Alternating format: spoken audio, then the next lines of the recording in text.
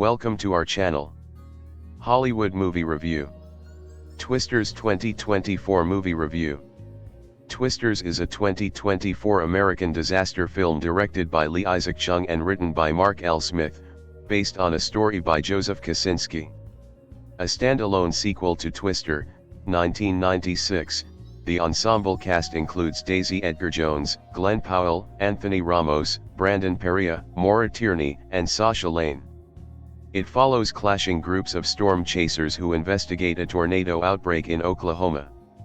Talks for a sequel to Twister began in 2020, with Kosinski pitching an idea to Warner Brothers. And Helen Hunt, who starred in the original, also expressing interest in a follow-up that was ultimately rejected. Several directors were approached before Chung was hired in December 2022. The cast joined in early 2023 and filming took place around Oklahoma that summer, with a brief hiatus due to the SAG-AFTRA strike.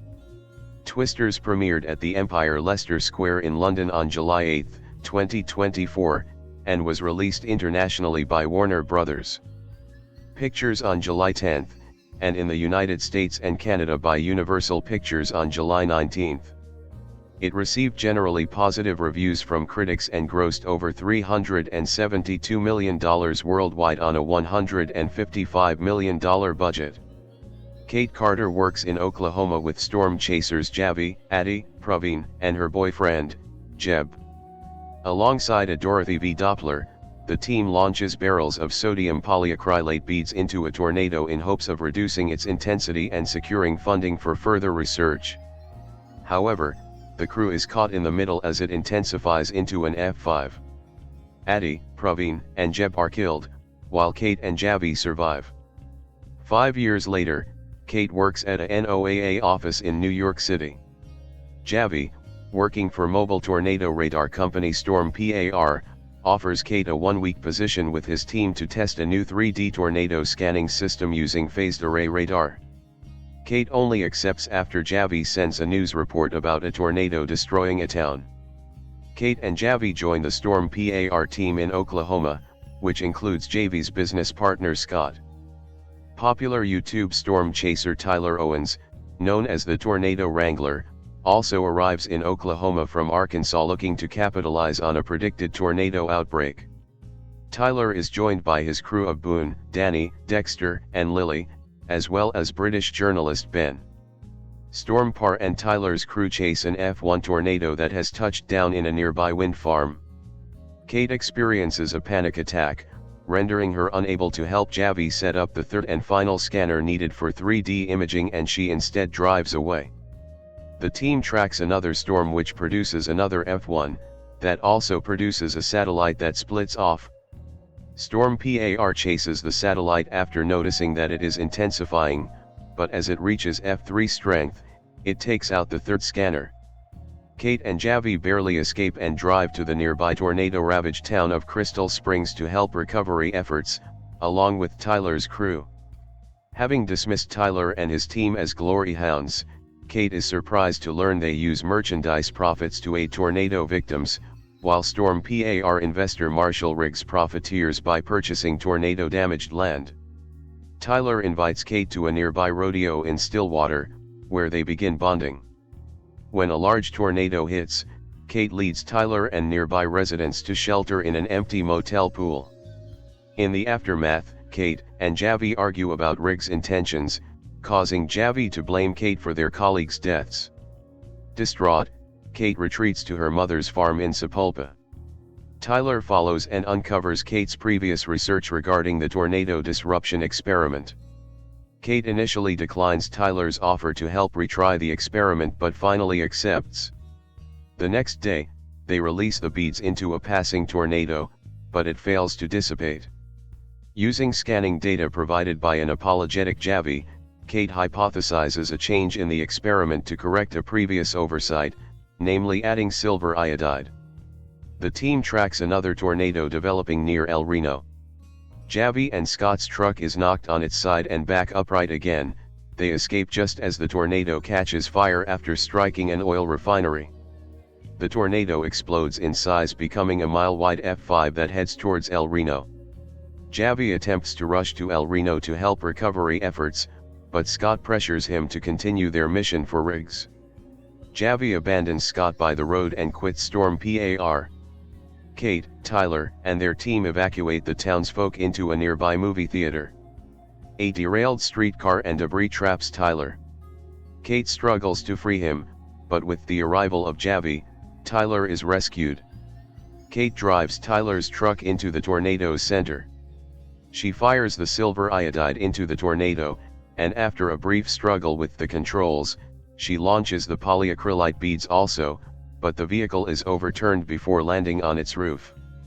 The tornado rips the theater open, nearly pulling Lily and Tyler out just as the measures take effect, weakening the tornado.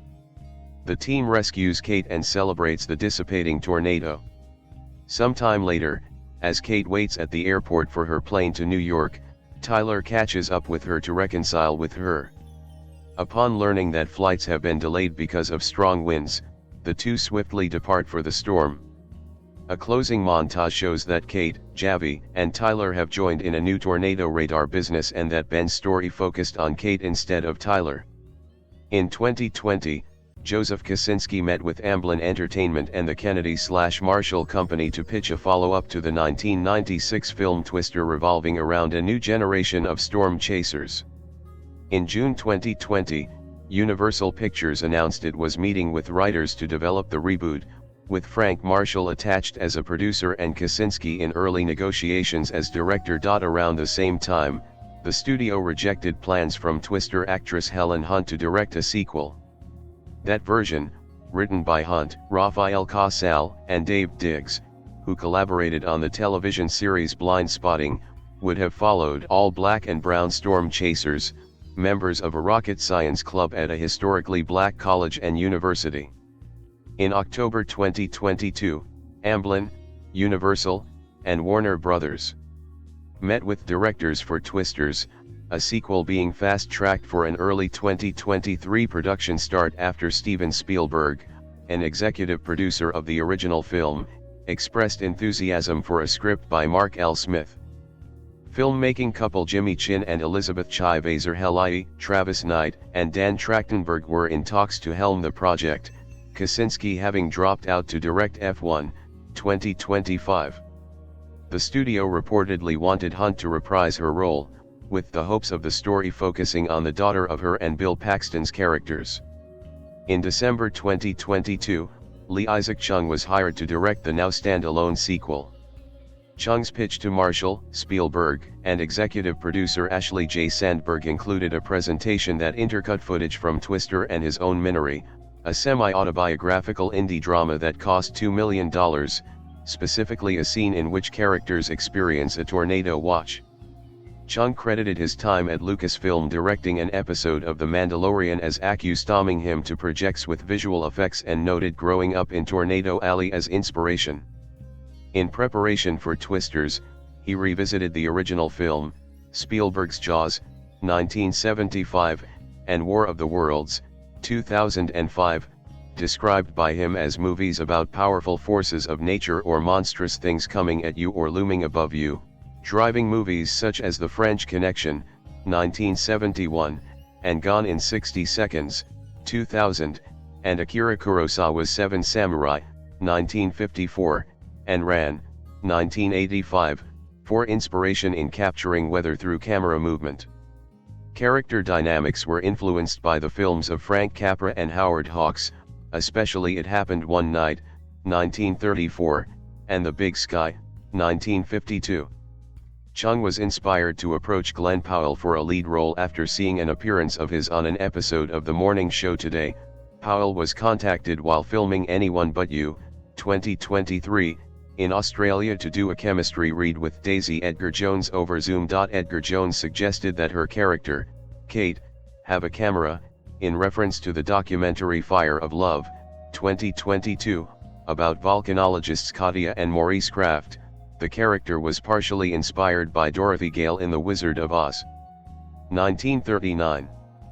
For Kate's wardrobe, Lee said that Edgar-Jones drew inspiration from the badass women of cinema, which included Furiosa from Mad Max, Fury Road, 2015, Ellen Ripley from Alien, 1979, and Louise Sawyer and Thelma Dickinson from Thelma and Louise, 1991. Cast members attended a weather boot camp to learn about tornadoes from meteorologists and storm chasers. The program was organized by meteorologist and former NOAA analyst Kevin Kelleher, a technical advisor on both Twister films.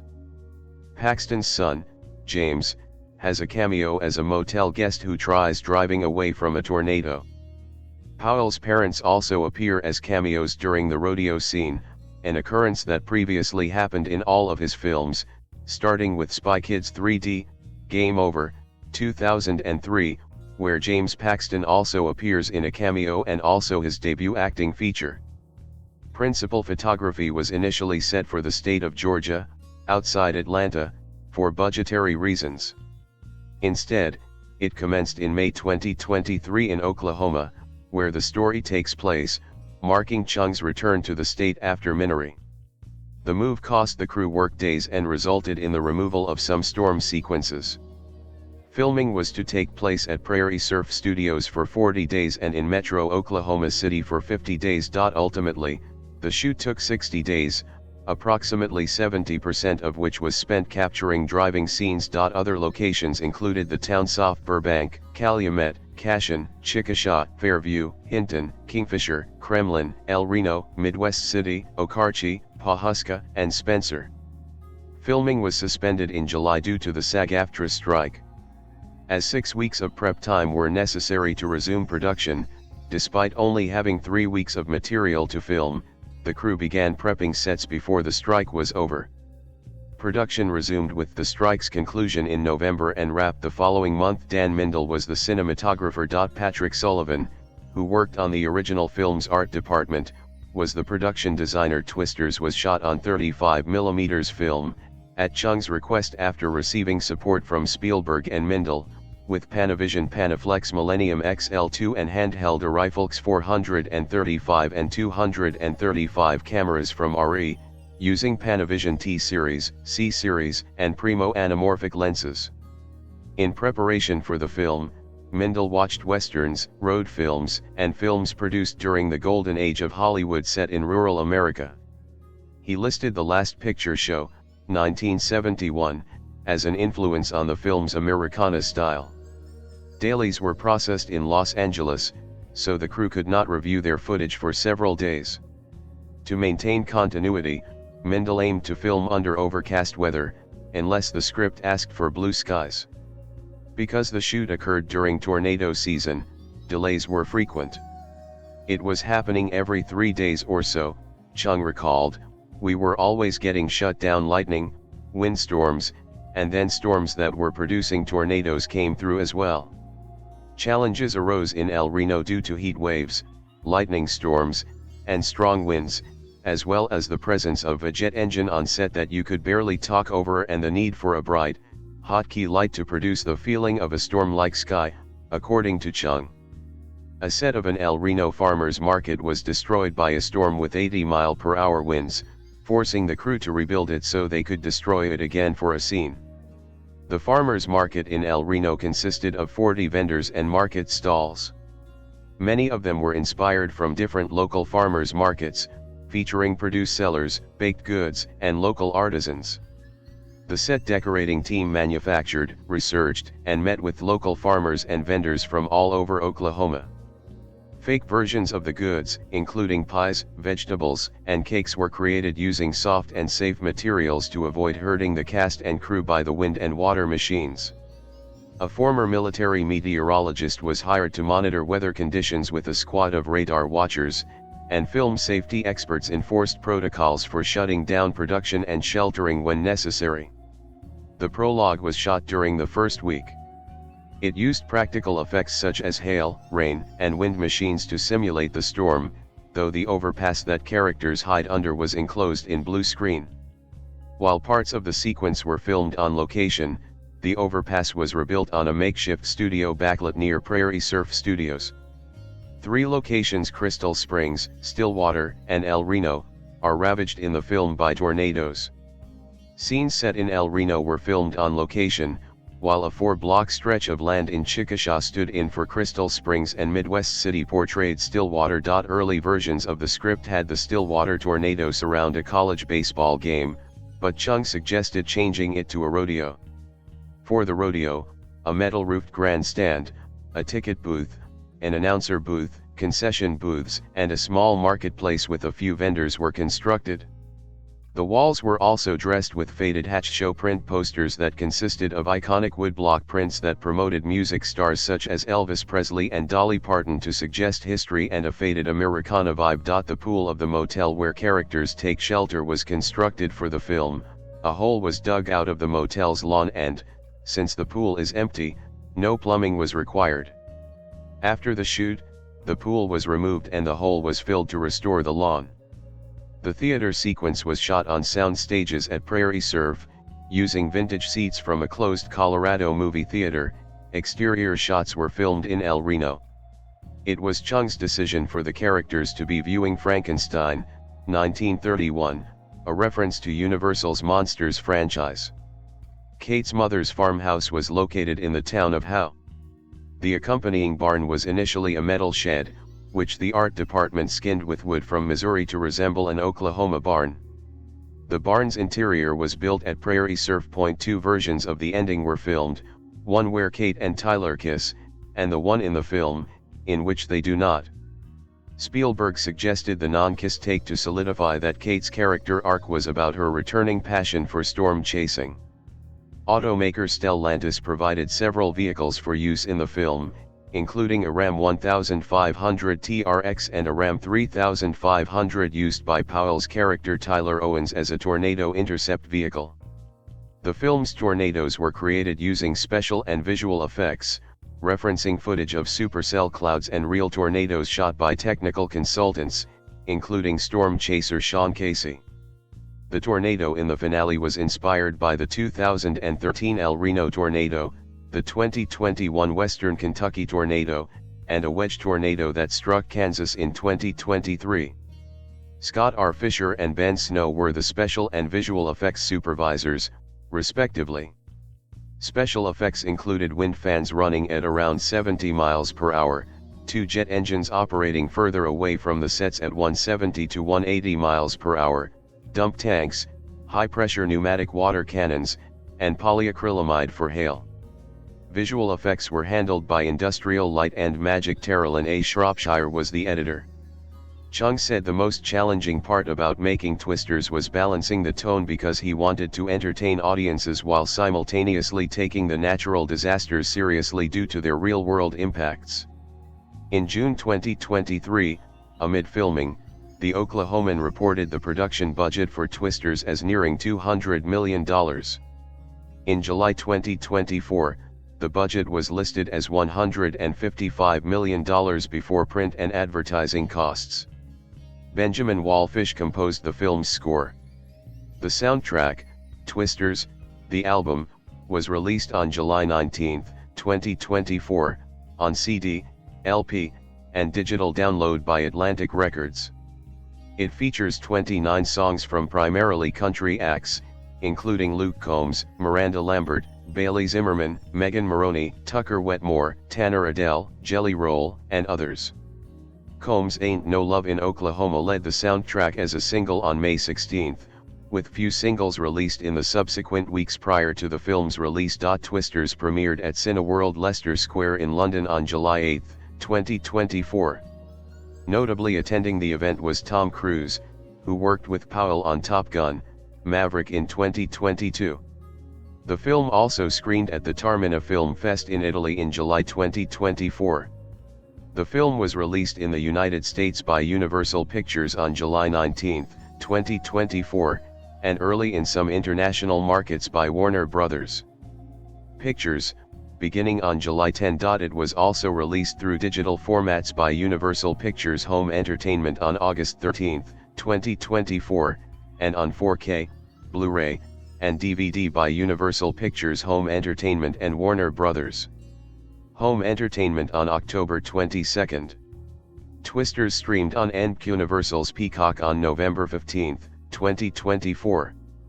The Twisters soundtrack accumulated over 175 million streams between May 29, 2024, and its theatrical release. Universal released one song per week for 10 weeks, then a song per day the final week.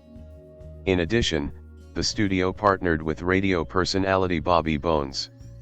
Sporting events were significant in raising awareness to the film. Universal worked with NASCAR for co-branded promo as well as MLB, Copa America, and WWE. The 30-second television spot broadcast during Super Bowl 58 amassed 29.2 million views in a day and was among the year's most watched Super Bowl trailers.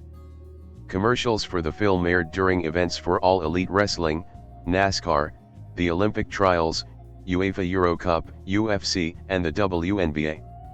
Universal strategically put tickets on sales during the first game of the 2024 NBA Finals, made content with Dodge Ram and Wrangler, and had the cast participate in a cross-country promotional tour that exceeded New York and Los Angeles and made stops in Dallas, Chicago, and Miami.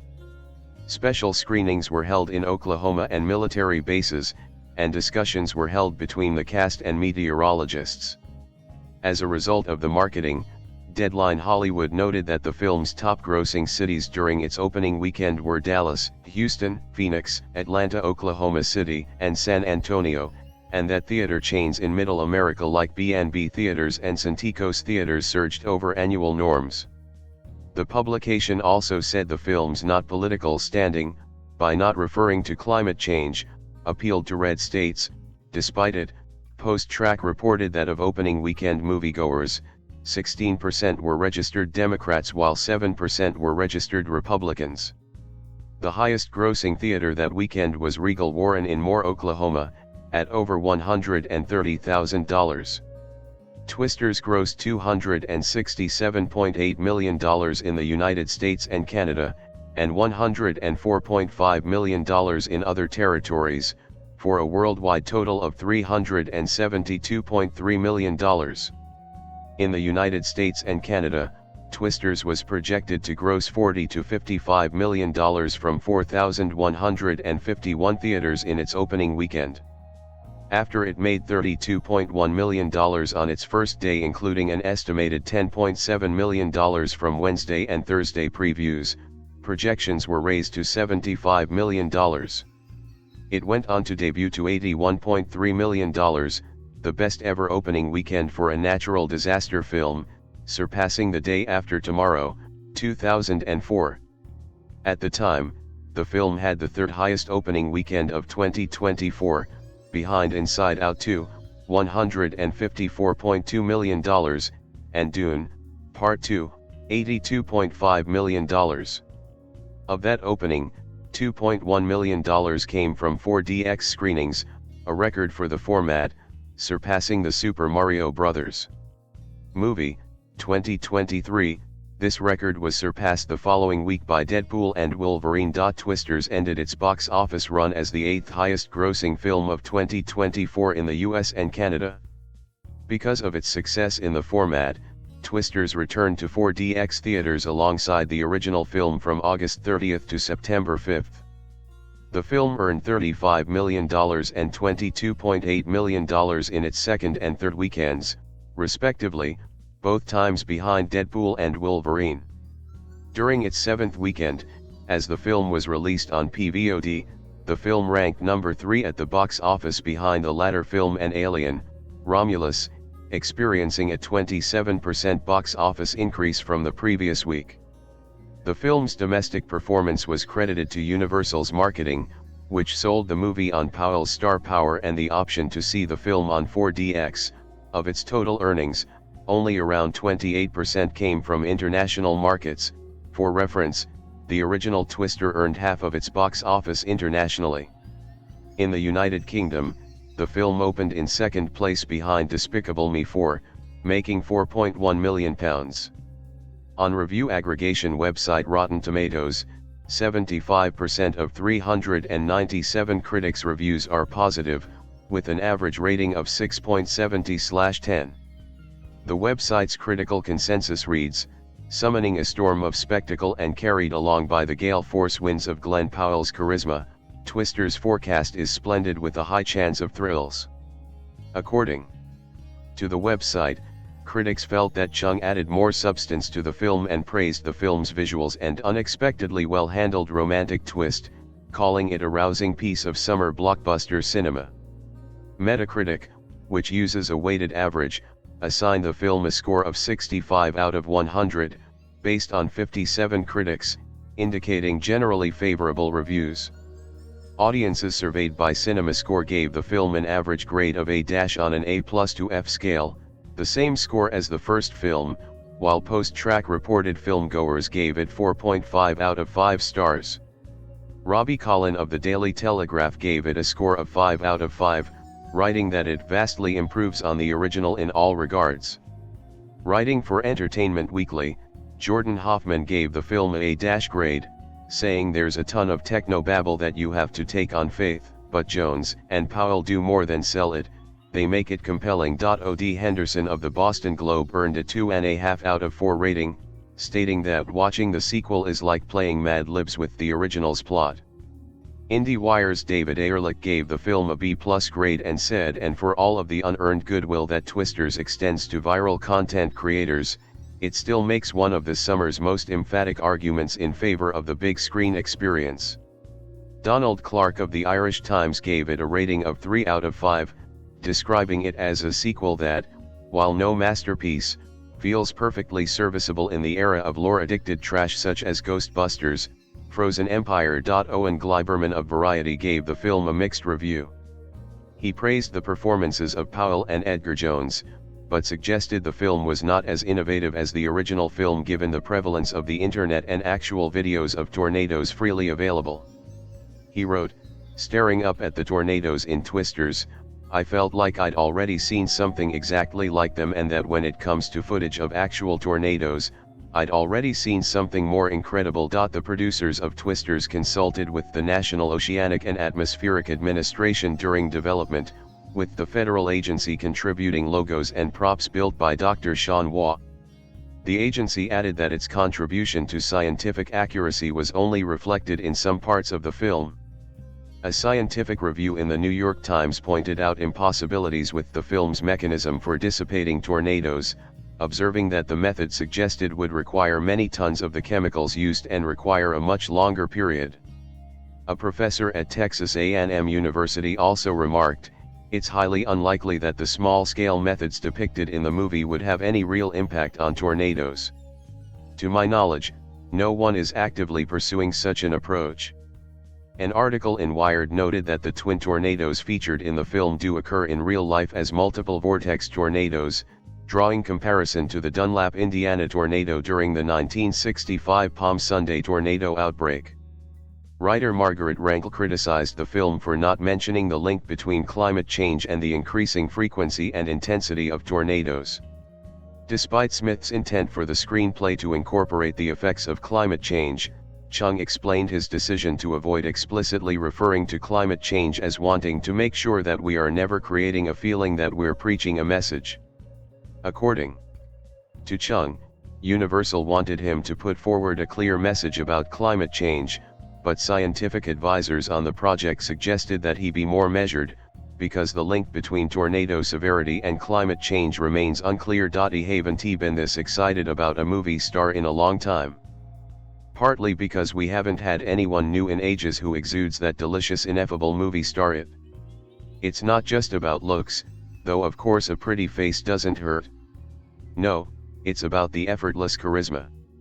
The paradoxical insouciance, like they've just accidentally stumbled into being the sexiest damn thing you've ever seen on screen, and aren't even aware of the effect they're having. I'm talking about Glen Powell, of course. Even his name is right out of the golden age of Hollywood. Glen Powell and Rita Hayworth star in the most thrilling movie of 1942, City of Secrets.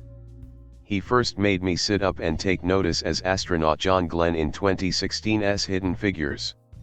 He's not in that film much, and I didn't even mention him in my review, though I did sneak him into the image illustrating my write-up.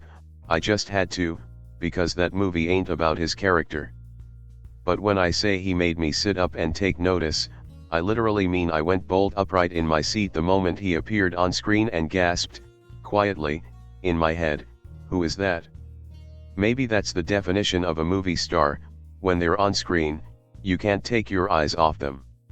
Anyway, Powell is rightfully finally breaking through this year with well-deserved leading roles, in the rom-com Anyone But You, which I have not seen yet but hope to soon, in crime comedy Hit Man, which is brilliant, review ASAP, and now the disaster drama Twisters. I'm happy for him. I'm happy for us all. We deserve a new movie star to remind us why we fell in love with movies. But it's a real mixed bag for me when I say that he's the best thing about Twisters. Because at this point, I will take whatever Glen Powell is on offer, and he does not disappoint here. He's charming, funny, and has an improbably delightful shit-eating grin to rival Harrison Ford's, my previous movie star high water mark for improbably delightful shit-eating grins. I just wish Twisters were worthy of what Glen Powell is bringing. I get why the big Hollywood they saw easy cash in revisiting 1996's Twister. It was a huge hit that has since become iconic for many good, and some not so good, reasons. It shaped the industry's previous generational paradigm shift. Its spring release date followed by instant box office success helped move the supposed summer movie season for blockbusters back to early May. Difficult as it may be for today's youngsters to imagine now that big loud brash movies come year-round, there really did used to be a discrete season for big FX-laden crowd-pleasing genre flicks, and that season was Northern Hemisphere summer. Twister represented a visual effects breakthrough, with its heavy usage of nascent CGI. All those stormy going green skies and all those tornadoes had to be created digitally, and those FX mostly still hold up almost 30 years later. The movie even inspired a boost in people studying meteorology at the university level. It was later the first feature film to be released on DVD, which surely helped cement the popularity of the format and ensured that the movie would become, in more recent years, something of a misnamed cult classic, not least because of its early appearances by actors who went on to become cinephile favorites, including Philip Seymour Hoffman and Jeremy Davies, as well as enduring beloveds Helen Hunt, Bill Paxton, and Cary Elwes. Twister was, dare I say it, a perfect storm of a blockbuster. But it could have simply been re-released in summer 2024. Sure, revamp it for IMAX or whatever, if an excuse is required for a re-release. People would have paid for that. I would have paid for that, even though I've seen Twister easily a dozen times, mostly on a small screen at home. Though I did see it that summer of 1996, and loved it instantly. I have no specific memories along these lines, but I'm pretty sure it was one of the movies that I was having big thoughts about at that time, to the point where I was, like, yeah, I should probably do some film criticism. Which I started doing a year later, and I reviewed the film in 2000. Instead we got Twisters, and look, no one was asking for a sequel, but a sequel would have been very much welcome if Twisters was able to make a case for itself.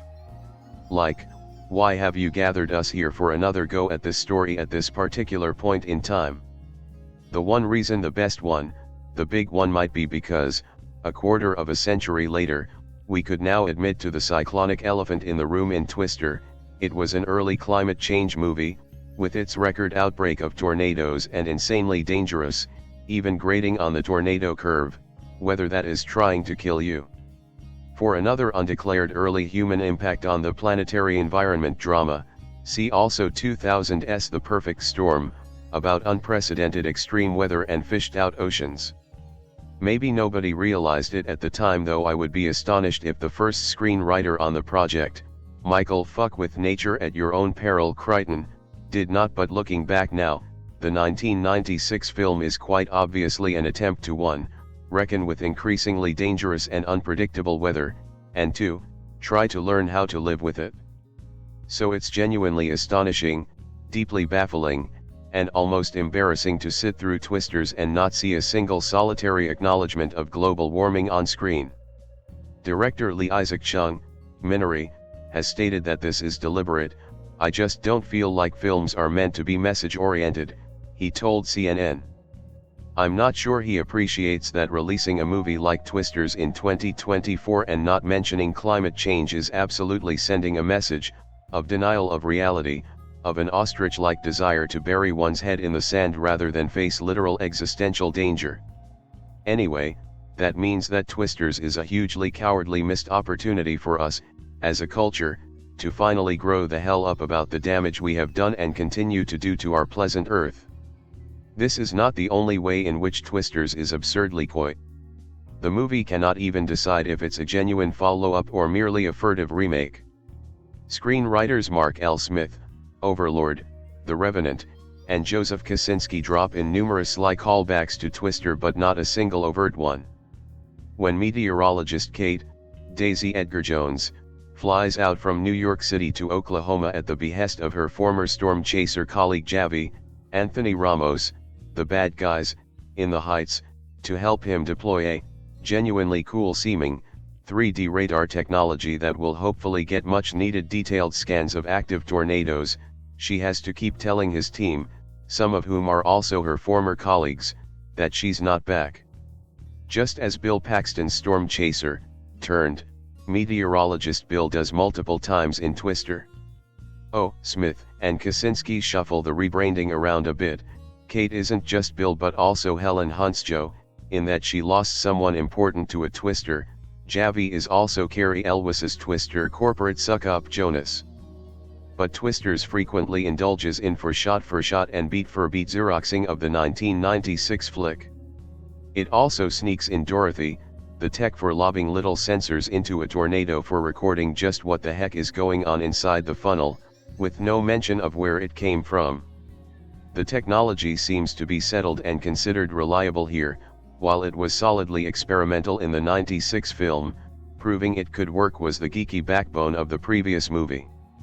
And that's where there was a tiny opportunity to insert just a hint of awareness of the fact that, ahem, the 1996 movie, exists. I'm not asking for a lot here. Maybe a single line of dialogue that mentions, say, that Kate and Javi are former students of Joe's, and that's how they have access to Dorothy. And global warming? When Javi is trying to convince Kate to come back and help with his 3D imaging project, he mentions that these massive tornadoes are getting worse every year. Okay, yes, but why? We don't need a thesis on climate change, but maybe just drop in something about how atmospheric CO2 is up dramatically since 1996, why not? This shit was easy. The unwillingness of this movie to confront the real world, when it also desperately wants to be set in the real world, is frankly bizarre, and indicative of nothing so much as pandering to anti-science bullshit. Oh, and speaking of anti-science, there is a real and not very subtle anti-academic vibe going on here. Powell's Tyler and his wacky team, who are, let's be honest, much more of a feather with the university goofballs who were unquestionably the heroes 30 years ago, are most definitely not people with degrees or credentials. Instead, they are hillbillies with a YouTube channel, self-styled tornado wranglers who sell t-shirts and mugs with slapped-on logos at their storm chaser stops. Yes, they are redeemed, somewhat, eventually, but so is corporate suck-up Javi, and yes, it's good that the characters are less black and white than in the 1996 movie. But it's impossible to imagine that Tyler's gang, which includes the awesome Sasha Lanes, How to Blow Up a Pipeline, Hellboy, Lily and the also awesome Katie O'Brien's, Love Lies Bleeding, Danny, will have anywhere near the staying power in the pop cultural mindset as Joe's band of misfits. That's not on the cast. They're splendid, and it's clear that they are doing their best to bring the same gung-ho cheese and the cheerful eccentricity, which isn't even all that eccentric. But the movie muffles them. They are a sideshow, not the heroes. They are also emblematic of an attempt to capture lightning in a bottle twice, which happened organically the first time and isn't something that can be done deliberately on repeat. That said, Kate's work-in-progress science project to tame a tornado by throwing a bunch of super-absorbent baby diaper chemicals up into the funnel is at least a fresh idea here, and as clever and inventive as Dorothy was in 1996. Tyler has his own intriguing notion about how to tame a twister. The tornado action is intense, in a theme park sort of way. But it's almost irresponsible for a movie about extreme weather to be nothing more than a bit of fun fluff anymore. With only the smallest of tweaks, perhaps Twisters wouldn't feel reckless in all the wrong ways. Aren't movies of this summer spinning delightfully vintage vibes? Just collectively consider Mad Max offshoot Furiosa, a Mad Max saga, seeing Eddie Murphy in Beverly Hills again through Beverly Hills Cop, Axel F., Kevin Costner's shrewdly old-school Western Horizon, an American Saga, Chapter 1, the classical inspirational appeal of Young Woman and the Sea, the screwball-adjacent magnetism of Hitman, and you'll get the flavor. Lifted up significantly by Glen Powell's unique charms like that last title pick, any combination of a lovable geek, a handsome heartthrob, a dependable boy next door. Lee Isaac Chung's thunderous legacy sequel Twisters is joining the nostalgic lot this week, as a follow-up to 1996's sensational Jan de Bont-directed original, Twister. And despite some miscalculations that weigh this installment of fearless tornado chasers down, Twisters is an enthralling summer blockbuster on the whole, thanks in large part to Powell's presence, which is fun, disarming, and even cheekily silly. But before we meet Powell's self-professed cowboy scientist Tyler, we follow Daisy Edgar-Jones Kate, a bright, aspiring scientist from Oklahoma, who's both mesmerized by the beauty of Twisters and seeking ways to tame their destructive power. The opening sequence, like de Bont's escapade, is genuinely impressive and heartbreaking, recounting a miscalculated case of tornado chasing led by Kate that claimed the lives of two of her closest friends. Among the clan, but watching from afar, is Javi, the stellar Anthony Ramos of In the Heights, a fellow storm enthusiast clearly infatuated by the doe-eyed Kate. Cut to 5 years after that catastrophe, when circumstances unite Javi and Kate again in their hometown, with Kate now being a scarred, New York-based scientist, and Javi, a well-meaning entrepreneur, working for a morally dubious real estate venture. On the other side of the storm tracks are Tyler and his ragtag team of YouTube famous, do-gooding tornado wranglers played by the likes of Katie O'Brien, Sasha Lane, Tund Adiba, and Brandon Perea, whisking a droll British journalist, Harry Hatton Payton, into the heart of the storm for a story. City girl Kate and Stetson-wearing dog rescuer Tyler meet cute through all that and exchange some customary snark, but slowly fall for each other's charms and complementary skills in due course. If Twisters has a major misstep, it takes that with the casting of Edgar-Jones, a graceful actor of restrained mannerisms and quiet allure that were in sync with the brooding notes of Normal People and Where the Crawdads Sing, and added something to the survivor story of the horror satire, Fresh. But here, Edgar-Jones' signature low-key quality almost drained Twisters of all its energy, making one miss a substantial presence like Helen Hunt in the lead, someone with a sturdy bite and fierce charisma. But Powell's movie star dynamism thankfully proves to be captivating enough to carry the film, along with its impressive special effects and truly exciting set pieces, one of which sends a crowded group of vulnerable townsfolk into a movie theater. It's as meta a sequence as seeing a flying cow, when the tornado sucks the cinema screen away and places the terrified sanctuary seekers in front of a flesh and blood storm roaring where the curtain used to be, while we take in the gloriously frightening scenery on our own screens. This was one moment worthy of IMAX.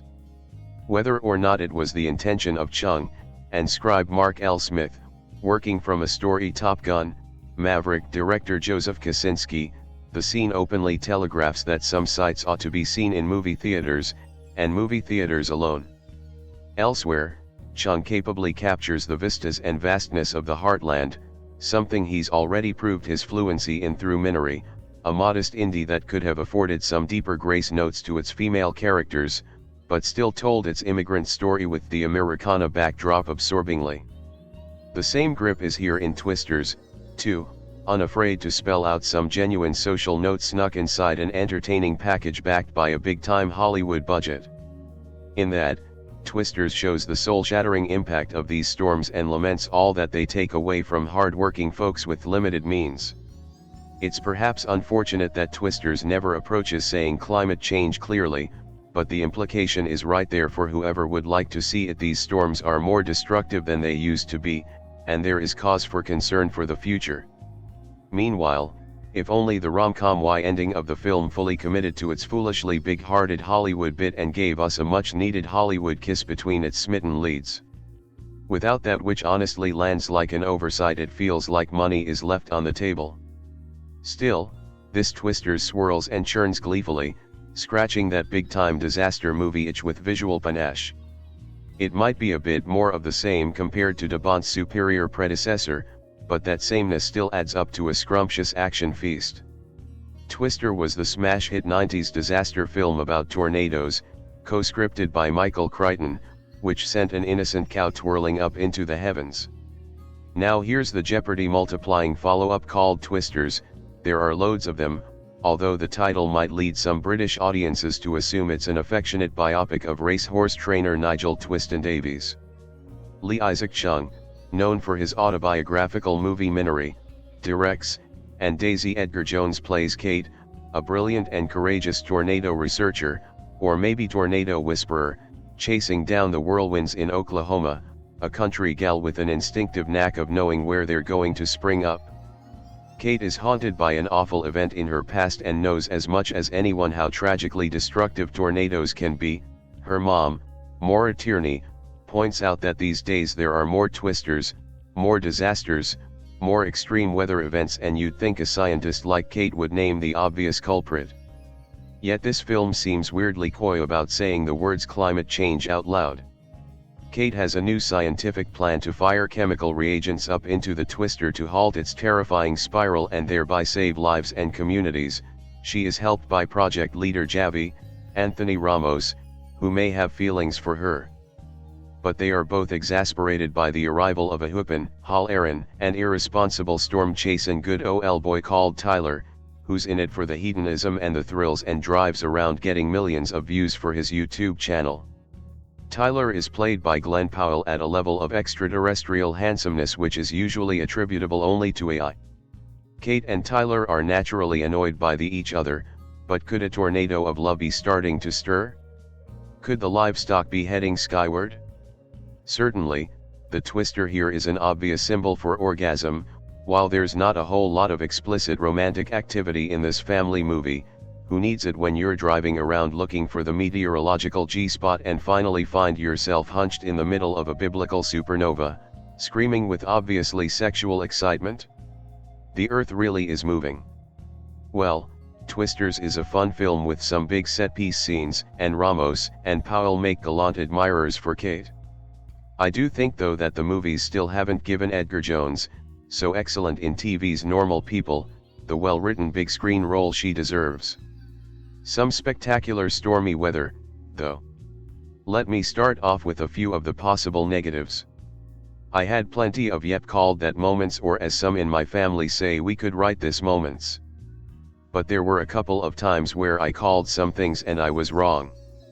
But there was still plenty that I had right. And some of them felt like a slight redoing from the original Twister movie, but just a little different.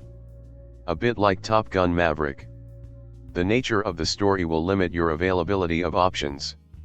If we are following around some storm chasers while doing science, you're only going to have so many options for storytelling.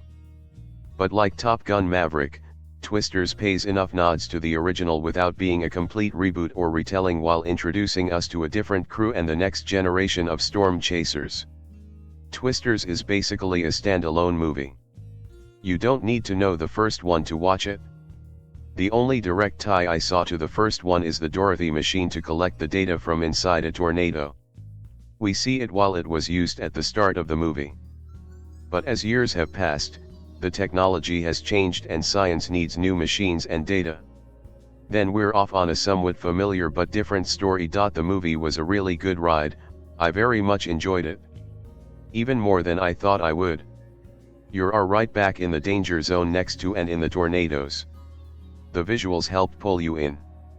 But like watching the first one, the sound makes a big difference, in my opinion. I'm so glad I saw it in a Dolby Sound theater. You could feel the tornadoes. For your home viewing experience, if you don't have a good sound system, you're missing out on some of the experience. Also, like watching the new Wonka movie made me want to go and rewatch the original. Twisters did the same thing. I'm glad I didn't pre-watch the original to fill my head with preconceived ideas. Beyond what my recollection was from watching it years ago. But I am wanting to rewatch it now after seeing Twisters.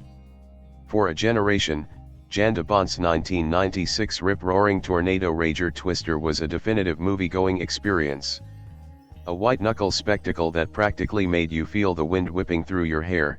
It also, through its pack of rogue, impassioned meteorologists, made weather cool. Nearly 30 years later, Twisters, like Aliens, a pluralist sequel, embarks on a similar mission, following largely in its predecessor's tire tracks but with a few fresh tune UPS.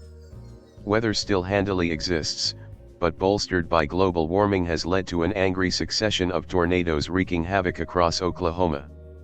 The sequel's opening set-piece shows one in all its glory and violence and, with all the stakes and suspense of a horror film, sets the film off on a harrowing note that's powerful enough to derail the lives of knowledge-hungry pals Kate, Daisy Edgar-Jones, and Javi, Anthony Ramos. Yet the pull of purpose is too strong, and so with JV's spiffy new equipment and Ivy League-educated team, Kate tentatively returns to the eye of the storm, her goal being to kill a tornado and help others where she couldn't before. However, this time they're not alone, as a social media-fueled convoy of chasers, led by science cowboy Tyler, Glen Powell, are in the business of performing perilous stunts for likes and subscribes. At the helm is Lee Isaac Chung, best known for his last film, the subtle, sun-washed immigrant tale Minari. As follow-up films go, this may not have seemed the most predictable, and yet as Twisters settles deeper into its rural landscapes and deep-rooted communities, the partnership clicks into place. This feels like a lived-in Oklahoma, in a scene set during a rodeo. You can all but smell the leather and manure. Minari, which was also shot on location in Oklahoma, was an aspirational story about the American dream. Twisters entrenches its characters in that idealistic America, enriching their motivations beyond danger, money, or attention. Tease a killer if overstuffed lineup of actors playing the clashing parties. Powell is the megawatts linchpin, bringing a hearty dollop of that hangman cockiness and capability saved over from Top Gun, Maverick. Then there's the slow burn, delightful chemistry with Edgar-Jones as Tyler's boy-next-door charms push through his screen-friendly veneer. The blockbuster is new turf for the normal people actor, but you wouldn't think it to watch her intuitively navigate the film's huge scale while keeping her character's PTSD barely below the surface. Kate's sixth sense for storms, which she's had since childhood, could be corny in the wrong hands, but the actor's forthright presence gives it weight. The expansive supporting cast is used to varying degrees of effect. Ramos' conflicted Javi, who works for a shady businessman, has less to chew on but proves a magnetic presence regardless, and Nope breakout Brandon Perea brings an affable scrappiness to Tyler's wired right-hand man, Boone. But Love Lies bleeding star Katie O'Brien does little more than wear the hell out of a cowboy hat, and while it's amusing to watch future Superman David Corenswet play the token dickwad, the character is ultimately disposable. Where the film underserves certain characters, it more than delivers on action. The concept of upgrading a tornado may seem like a strange one, but the sequel pulls it off with visual flourishes that range from terrifying to outrageously good fun.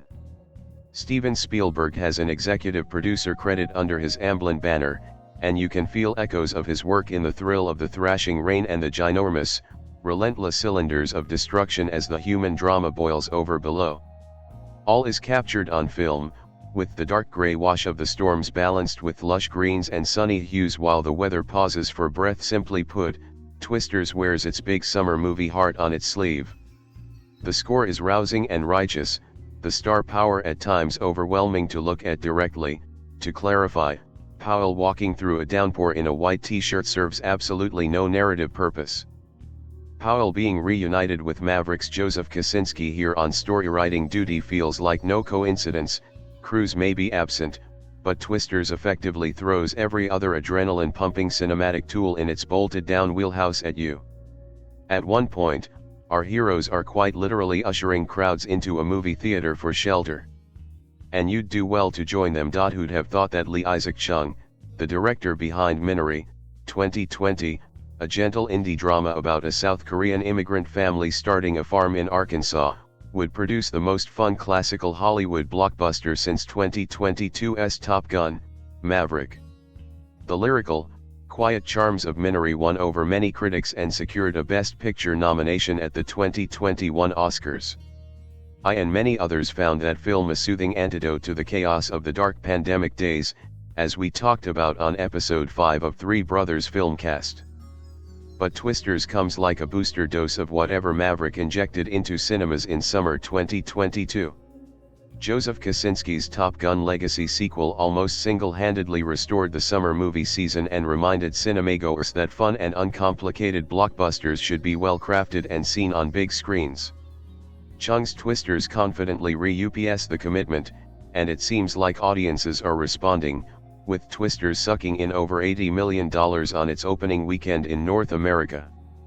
Kosinski actually gets a story credit here for first pitching a sequel to the original Twister, but Chung should get full credit for his direction, surprising us all by being totally in command of this blockbuster.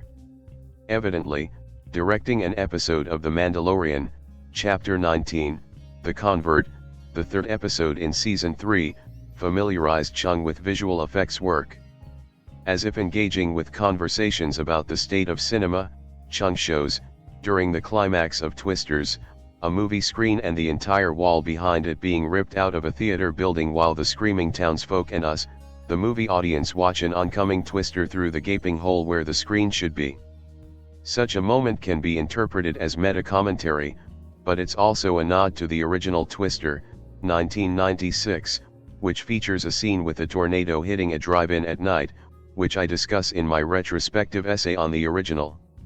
Scenes like the tornado hitting the movie theater suggest that, although plot-wise, Twisters is being described as a standalone sequel. For example, the child of Helen Hunt and Bill Paxton's characters never shows up. Twisters also displays features of the Legacy sequel, and not just because it's coming out 28 years after the original. Foremost is the meta-commentary that always seeps into Legacy sequels, being works that are self-conscious about their relations with earlier films.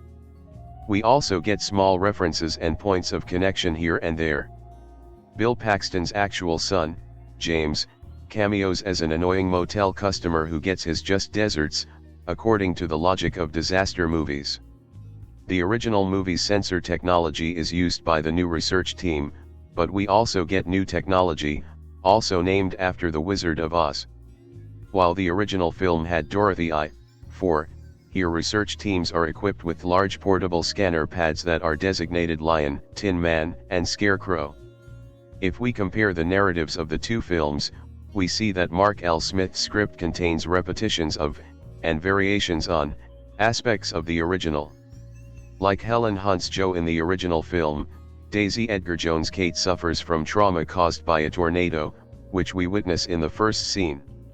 However, unlike Jo, who is spurred on by her trauma, Kate has retreated in the aftermath of an experiment gone wrong. Her old friend, Javi, Anthony Ramos, convinces her to come to Oklahoma for 1 week to help with his new tornado research project. There they will encounter the brash Tyler Owens, Glen Powell, a self-described tornado wrangler, who makes videos for his popular YouTube channel.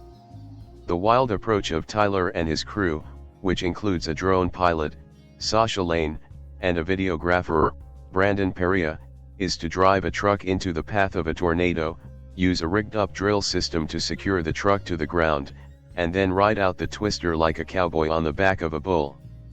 The supporting cast doesn't surpass the old films, but it's full of up-and-comers, and also includes Tund Adibimp from the band TV on the Radio.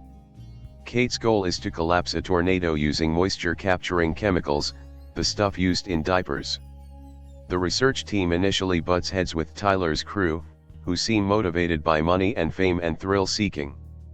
However, while the original film drew clear lines between the ragtag research team and the big money team in black SUVs, Chung and Smith complicate the lines in ways I won't spoil. While the missions to collapse a tornado are exciting, they never quite top the excitement of scenes where Tyler and his crew, and Harry Haddon-Payton's terrified British journalist writing an article on Tyler, drive straight into the center of tornadoes while country rock blasts on the soundtrack. At times, Chung uses the camera viewpoint of Tyler's videographer to set YouTube aesthetics in competition with blockbuster visual effects for claims of verisimilitude. Which looks more real in 2024? It's not a surprise that Glen Powell is in both Top Gun, Maverick and Twisters. Aaron praised his work in this spring's hit Man. Powell played a great foil in Maverick, but he's even better when he's given more of a chance to show dimensions to his alpha guy persona, as he is here. He has charisma and presence, but he can also act. Some of his best moments of interaction with co-lead Daisy Edgar-Jones are in his looks and reactions. He needs to become the new all-American movie star. In subtle ways, we also see that Chung was the man for the job. He grew up in rural Arkansas. We see touches of Chung's attentive camera eye in the visuals, whether it's a cowgirl carrying an American flag or the way we experience Kate's tornado prescience, with sped-up imagery of wind shifting over golden fields of wheat or storms clouds rising or collapsing in extreme wide, high aerial shots. In Chung's attentive observations, small and large, we also see an authentic record of rural Middle America and feel his affection for the country. The film never sneers at Oklahoma as a flyover state or takes cheap shots at country folk. While the script allows Tyler to bug Kate about being a city girl, as she has come to Oklahoma from NYC, the joke is actually on him. She's born and raised in Oklahoma, and only left for the East Coast after the traumatic event at the start of the film. Edgar-Jones is good as the co-lead, becoming more interesting as the film goes on, even if Kate's trauma subplot is never as compelling as her tensions-turned flirtations with Tyler. Smartly, the script never reduces Kate to the romantic interest, even though the romance between Edgar-Jones and Powell is key to the film's appeal. In a scene of classic Hollywood magic, Tyler's Storm Chaser YouTube tagline "If you feel it, chase it," is repurposed for a final romantic flourish. While Kate's trauma seems too mechanical and functional at times, the film avoids any cheap turns in the romance, trusting instead in the appeal of the leads and their chemistry together. Twisters contains a tension, however, between controlling nature and riding its flow. The mysteries of life, whether they be the nature of human attraction or the exact multiple causes of a tornado, compete with the desire to wield control, most vividly expressed in the film in the desire to be able to collapse a tornado. Tornadoes destroy towns and kill people, but do we really want people controlling the weather? Through Kate's story, the retreat to total safety and away from life's interests, passions, and dangers doesn't seem to satisfy. Is there a balance to be found, or is Twisters just a vortex of touchpoints and themes, like most Hollywood blockbusters? After a single viewing, I'm not sure, but I don't think the film is joking when Tyler says tornadoes are half science, half religion. Chung is impressively able to cultivate a few moments of wonder at the mysteries of love and nature amid the technical achievements of his blockbuster smash. Oklahoma City. Anyone who regularly reads this column, or any of my writing, knows how rarely I give an entirely bad review and how strongly I believe in being thoughtful and sometimes even forgiving in favor of entertainment value and heart. But anyone who knows me knows how seriously I take weather science and how strongly I believe in informed caution and intelligent safety regarding Oklahoma's severe weather. I'd say that these two parts of me are at odds in reviewing Twisters, the new mega-budget disaster thriller filmed entirely in our state, but the truth is that they're not at odds at all. It would be a challenge for me if the film's purely idiotic, practically fantastical pseudoscience were offset by a genuinely thrilling and engaging story or cast of characters, but it's just not. The story is unyieldingly repetitive and redundant, the plot is predictable down to the beat from about 5 minutes in, and each and every character is given exactly 2 gears to shift between. It's honestly shocking that such an inane film came from the proven talents of director Lee Isaac Chung, a filmmaker that already demonstrated a remarkable ability for not only capturing layered, quietly contemplative characters but also for the true life experience of rural Midwestern life in Oklahoma. Shot Minery. The only explanation I can come up with is that Chung took this job for the sake of funding something better and more intimate in coming years. Let's hope so, at least, because his skills are clearly too good to waste on anything else like this.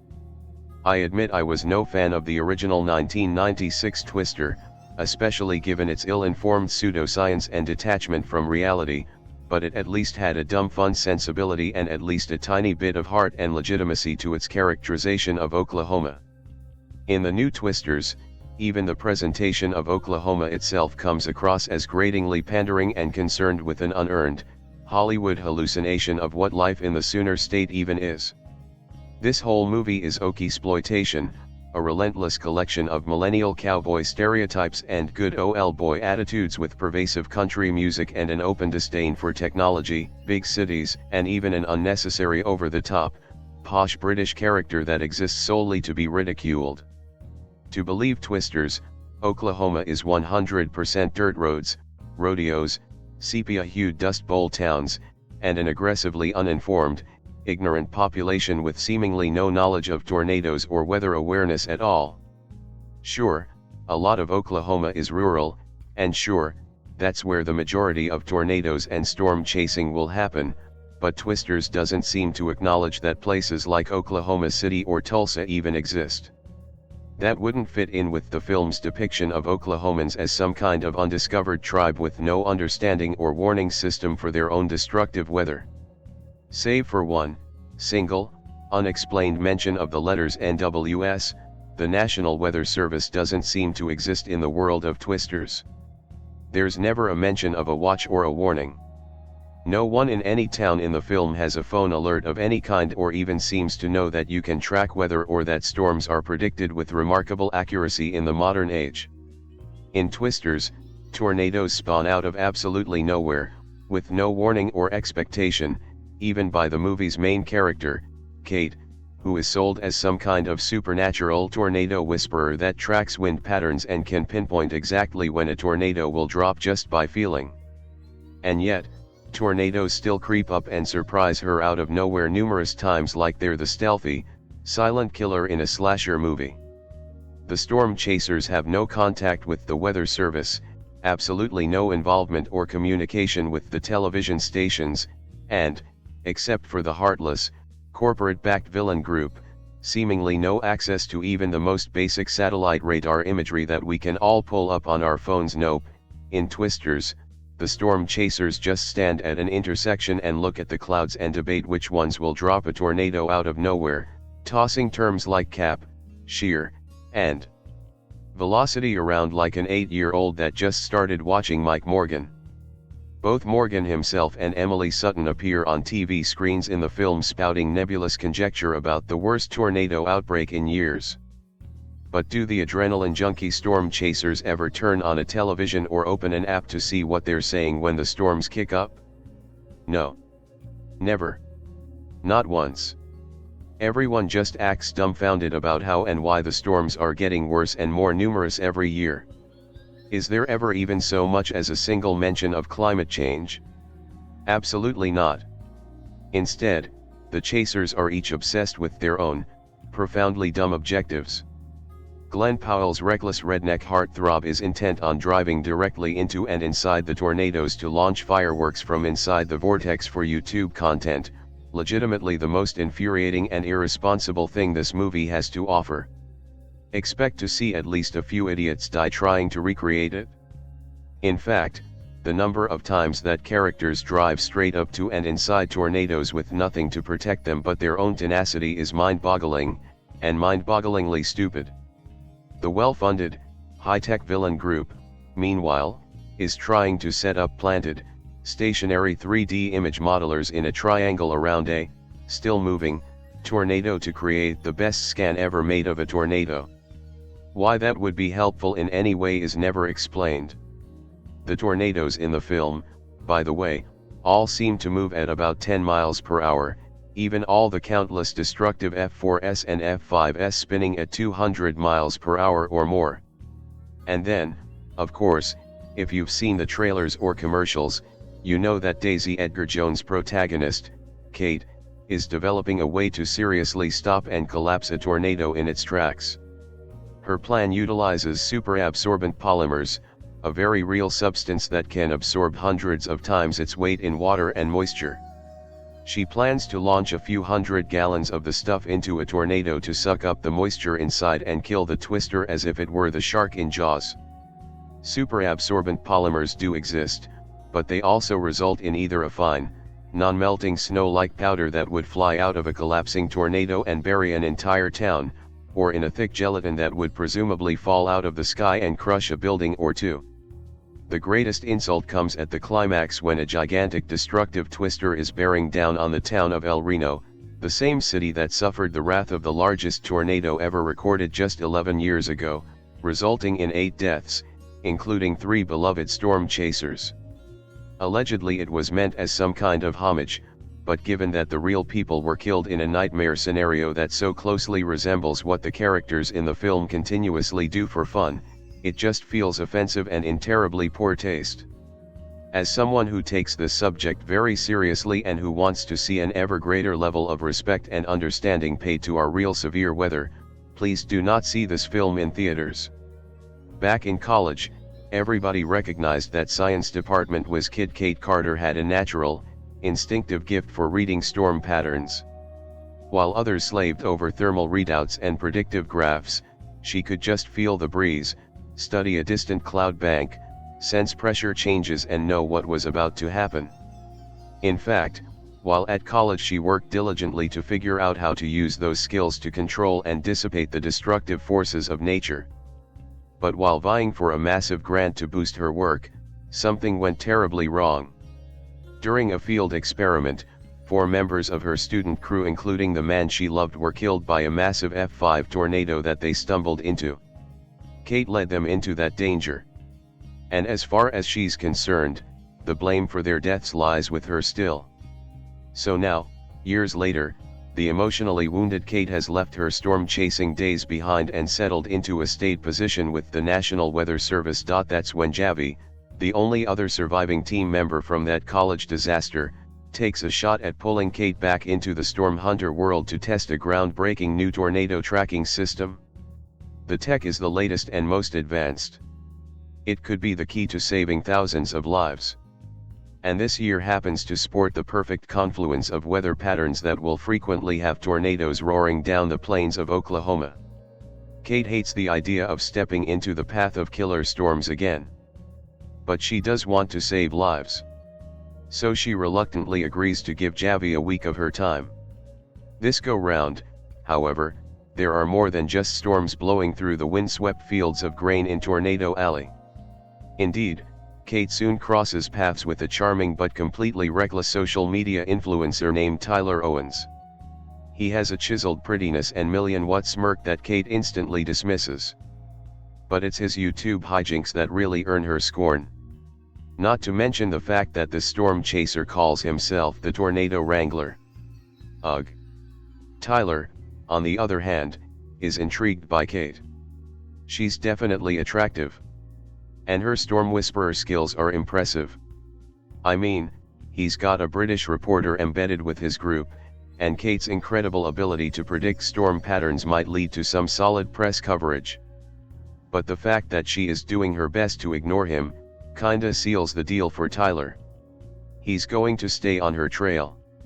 As the storm season grows in screaming, town-destroying ways, the two teams go about their very different objectives while shadowing each other's movements. Who knows where things might go as turbulent weather fronts swirl together in potentially destructive whirlwinds. It could lead to the heights of meteorologic science or, a little tempest called love. Right from the start, we see that Kate is primarily concerned with controlling the deadliness of storms and hopefully helping people who might be affected by them. For instance, in the midst of the research with Javi, a twister blows away some valuable equipment. Javi wants to follow the equipment while its GPS systems are still working, but Kate demands they put everything else aside and help people in potential danger. At first it appears that Tyler doesn't care about anything but his YouTube income and t-shirt sales. But we discover that he and his crew are actually using a large share of their social media income to support and feed tornado victims. and Kate comes to realize that Tyler is much more than his YouTube persona. Kate and Tyler's crew all put themselves repeatedly in dangerous situations to protect others in the heat of devastating storms.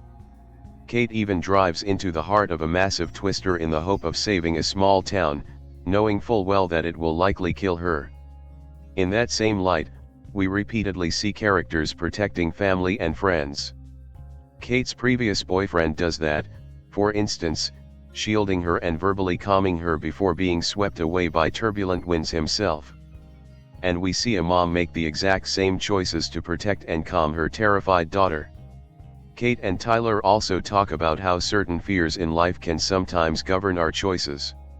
Tyler notes that fear can be good. It protects us. But we can't let those anxieties immobilize us. You don't face your fears, you ride them, he says in reference to the fears he felt when he worked the rodeo. And he encourages Kate to step beyond the paralyzing trauma of her past. Both Kate and Tyler talk to their respective crews about the unknown mysteries of what causes a tornado to form and grow into a massive, destructive force. It's part science, part religion, Tyler notes. We don't get to see Kate's boyfriend for very long, but they kiss in the first scene. And after he's killed, it's suggested that the two were intimate. Kate wakes to look over at the empty side of her bed. Kate wears a couple of form-fitting tank tops. Tyler walks out in the rain in a t-shirt that clings to his body. And he gazes appreciatively at Kate when she isn't looking. Nearly all of the violent content of this film is in the context of the incredibly destructive forces of various tornadoes. And the CGI images here are completely immersive and realistic, complete with a cacophony of sound. As twister funnels, sometimes as wide as a football field, sweep by houses, motels, rodeo arenas, and vehicles, the swirling winds completely obliterate everything in their path. In one instance, an entire oil refinery is consumed by a twister. The swirling forces create massive explosions that turn the tornado into a spinning funnel of flames. Debris, including vehicles, trailers, wind turbines, and chunks of buildings, rains down like bombs from the sky on people, vehicles, window fronts and rooftops. For instance, people in one small town run to the stoutest building they get to, a local theater, but they sit helplessly as huge chunks of debris cave in parts of the ceiling and rip away an entire wall. Elsewhere, vehicles crash down and crush people beneath their mass. Tornadic winds weaponize litter and debris, which also hit running and screaming people, driving them to the ground and sometimes tearing slashes in their clothing and exposed flesh. In one case, for instance, Kate staggers away from a passing storm, tattered and bloody, with a gory gash in her leg. Some people are violently snatched up into the sky. People cling to pipes, bolted down seats and each other in a desperate attempt to stay grounded. In many cases, entire cars and trucks are sucked up into the storm funnels as drivers try to escape. Tyler's truck uses large augers to drill deep into the ground and anchor itself. But even with that anchoring, the vehicle gets wrenched back and forth and ripped up by the winds in one instance. Some scenes are viewed from within a pummeled vehicle as it tumbles around and is forcefully hit with everything from other vehicles to a full chicken coop. People are struck by panicked drivers, an unmanned trolley car and frantically charging animals. Tyler and his crew drive recklessly. We find out that JV's team is being financed by a businessman who wants to use the tech to predict storms and profit on land deals made with those who have lost everything in a devastating storm. Twisters demands to be seen in a big theater with the best Dolby Digital sound system possible. Its CGI visuals are spectacular, the story is brisk, if predictable, and the action/romance leads, Daisy Edgar-Jones and Glen Powell, are both as appealing as a slice of pie on a lovely summer's day. This pick doesn't get too deep or too silly.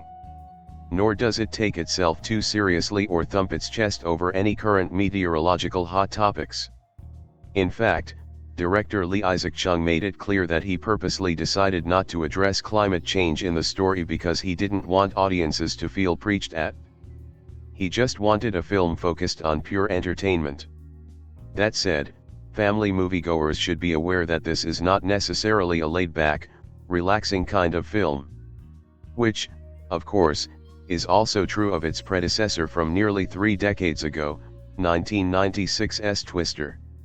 Raging vortices of tornadic rage crumple, crush, and destroy nearly everything in this pic.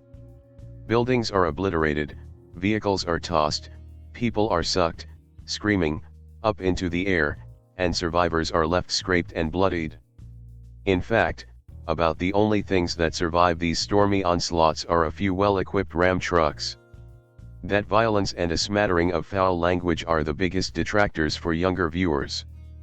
But beyond all that, this movie is still as swooping and fun as a theme park ride.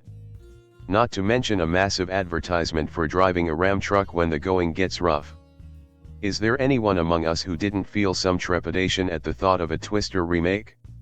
If so, they're more optimistic than me, who thought Twisters was a good excuse to go to the theater at the very least. But as it turns out, it's a great excuse, the very kind of exhilarating, action-packed drama that should bring swarms of people to cinemas. Daisy Edgar-Jones stars in Lee Isaac Chung's film as Kate Cooper, a student researching how to disrupt tornadoes until tragedy strikes, leading her instead to an office job as a meteorologist. 5 years later, her friend Javi, Anthony Ramos, lures her back into the field to test a new scanning system, but they find competition in tornado wrangler Tyler Owens, Glen Powell, a YouTuber with vexing chasing methods. As tornadoes rage in Kate's home state of Oklahoma worse than ever before, she has to decide who is chasing storms for the right reasons, and whether it's time for her to pick her research back up. The action starts off strong with some hair-raising events that set the tone for Kate's journey. It's a pretty predictable one from those opening scenes, but that's to be expected from most blockbusters, especially one that functions as a standalone sequel. I appreciate the standalone approach, which plays upon aspects of the original but modernizes it in clever, entertaining ways, namely, the addition of Tyler Owens and his motley crew of social media storm chasers. From the moment they were introduced as Arkansas Hicks, I think the entire theater fell in love with their energy and sass. There's a great dichotomy between their reckless nature and noble intent that's integral to Kate's journey of sorting out what kind of storm chaser she needs to be. It's only a shame that most of the cast is underutilized in this process. I especially would have loved to see more from Brandon Perea and Sasha Lane. But if there's a star that shines just as bright as I hoped, it's Glen Powell, whose charm is dialed all the way up to 100. He's the perfect leading man to contribute to the film's rom-com slant. And while I wouldn't say it's an improvement on the romantic arc of the original, given Helen Hunt's and Bill Paxton's chemistry, it's exciting that the relationship in Twisters is built on more of an equal partnership. The film respects Kate as the main character whose skills aren't downplayed. The ensuing romance between her and Tyler is built off their respect for each other and their mutual goals and passions. But it takes a backseat, and rightly so, to the romance between Girl and Oklahoma. Chung is a director with an apparent eye for that kind of human drama, and those connections between people and places add some needed texture to an exciting action film. There's something in Twisters for everyone. Avid storm chaser, Kate Cooper, Daisy Edgar-Jones, leads a team of fellow enthusiasts in a coordinated effort to dissipate a twister by releasing chemicals inside the swirling cloud of debris.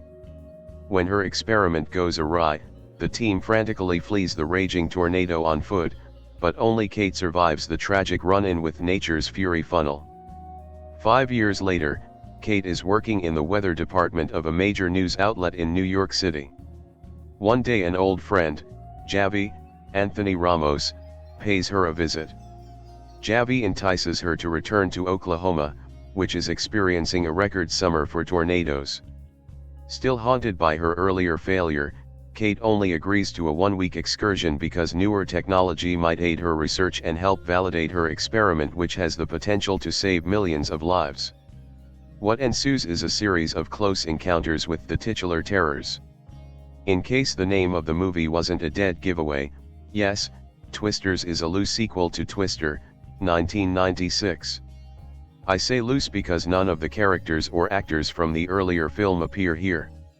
In fact, The only direct reference to the original film is the sensor dispensing bucket, which is named Dorothy V. Dorothy I-4 were deployed by the weather wizards in the first film. That isn't to say the films have nothing in common. On the contrary, both movies take place in Oklahoma and spotlight rival groups of storm chasers. Also, both films feature a number of deadly tornadoes and show the wreckage left behind in their wakes, i.e., demolished crops, farms and small towns, including a drive-in theater in Twister and brick-and-mortar cinema in Twisters. Another area of connective tissue between these movies is how both heroines were traumatized by tornadoes in the past. This psychological scarring causes both Dr. Joe Harding, Helen Hunt, and Kate to become obsessed with the awesome power of Twisters. There's a clever allusion to Moby Dick here. Joe and Kate are stand-ins for Captain Ahab, and the Twisters they chase are their version of the white whale. Indeed, the inciting incidents that trigger their persistent perilous pursuits are when the whale chomps off Ahab's leg and the tornado wounds Kate's leg. Unlike Ahab, however, Joe and Kate create experiments to help them better understand tornadoes and give individuals in harm's way advanced notice of an approaching twister. In other words, Ahab turned his pain into revenge, while Joe, who lost her father to a tornado, and Kate, who lost 3 friends to a tornado, turned their pain into purpose. Kate exhibits a sixth sense about the movements of tornadoes. This is a trait she shares with Bill Harding, Bill Paxton, from Twister. In similar scenes, both Bill and Kate step away from the main group of characters to scrutinize the storm clouds on the horizon. Bill tests the direction of the wind by releasing a handful of dirt into the air. Kate does the same with a handful of dandelion seeds. Where the films diverge is in their casts and story elements. Hunt and Paxton were established actors when they made Twister, but Daisy Edgar-Jones, Where the Crawdads Sing, and Glen Powell, Top Gun, Maverick, are hardly household names. Also, the supporting team members here are far less colorful and memorable than those in Twister, especially Philip Seymour Hoffman and Alan Ruck as Rabbit. The one area where the new film has a clear advantage over the original is in the visual effects department. Granted, the FX in Twister were excellent for the time, but they can't compete with today's CGI. The technology in Twisters is also a quantum leap ahead of what was used in Twister. Crude computer graphics appearing on bulky laptop screens have been replaced by high-definition digital images projected on 4K monitors.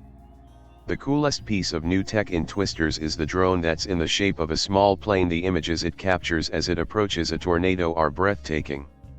In honor of the original film, Twisters was shot on Kodak 35mm film to capture the rich colors of the various Oklahoma locations.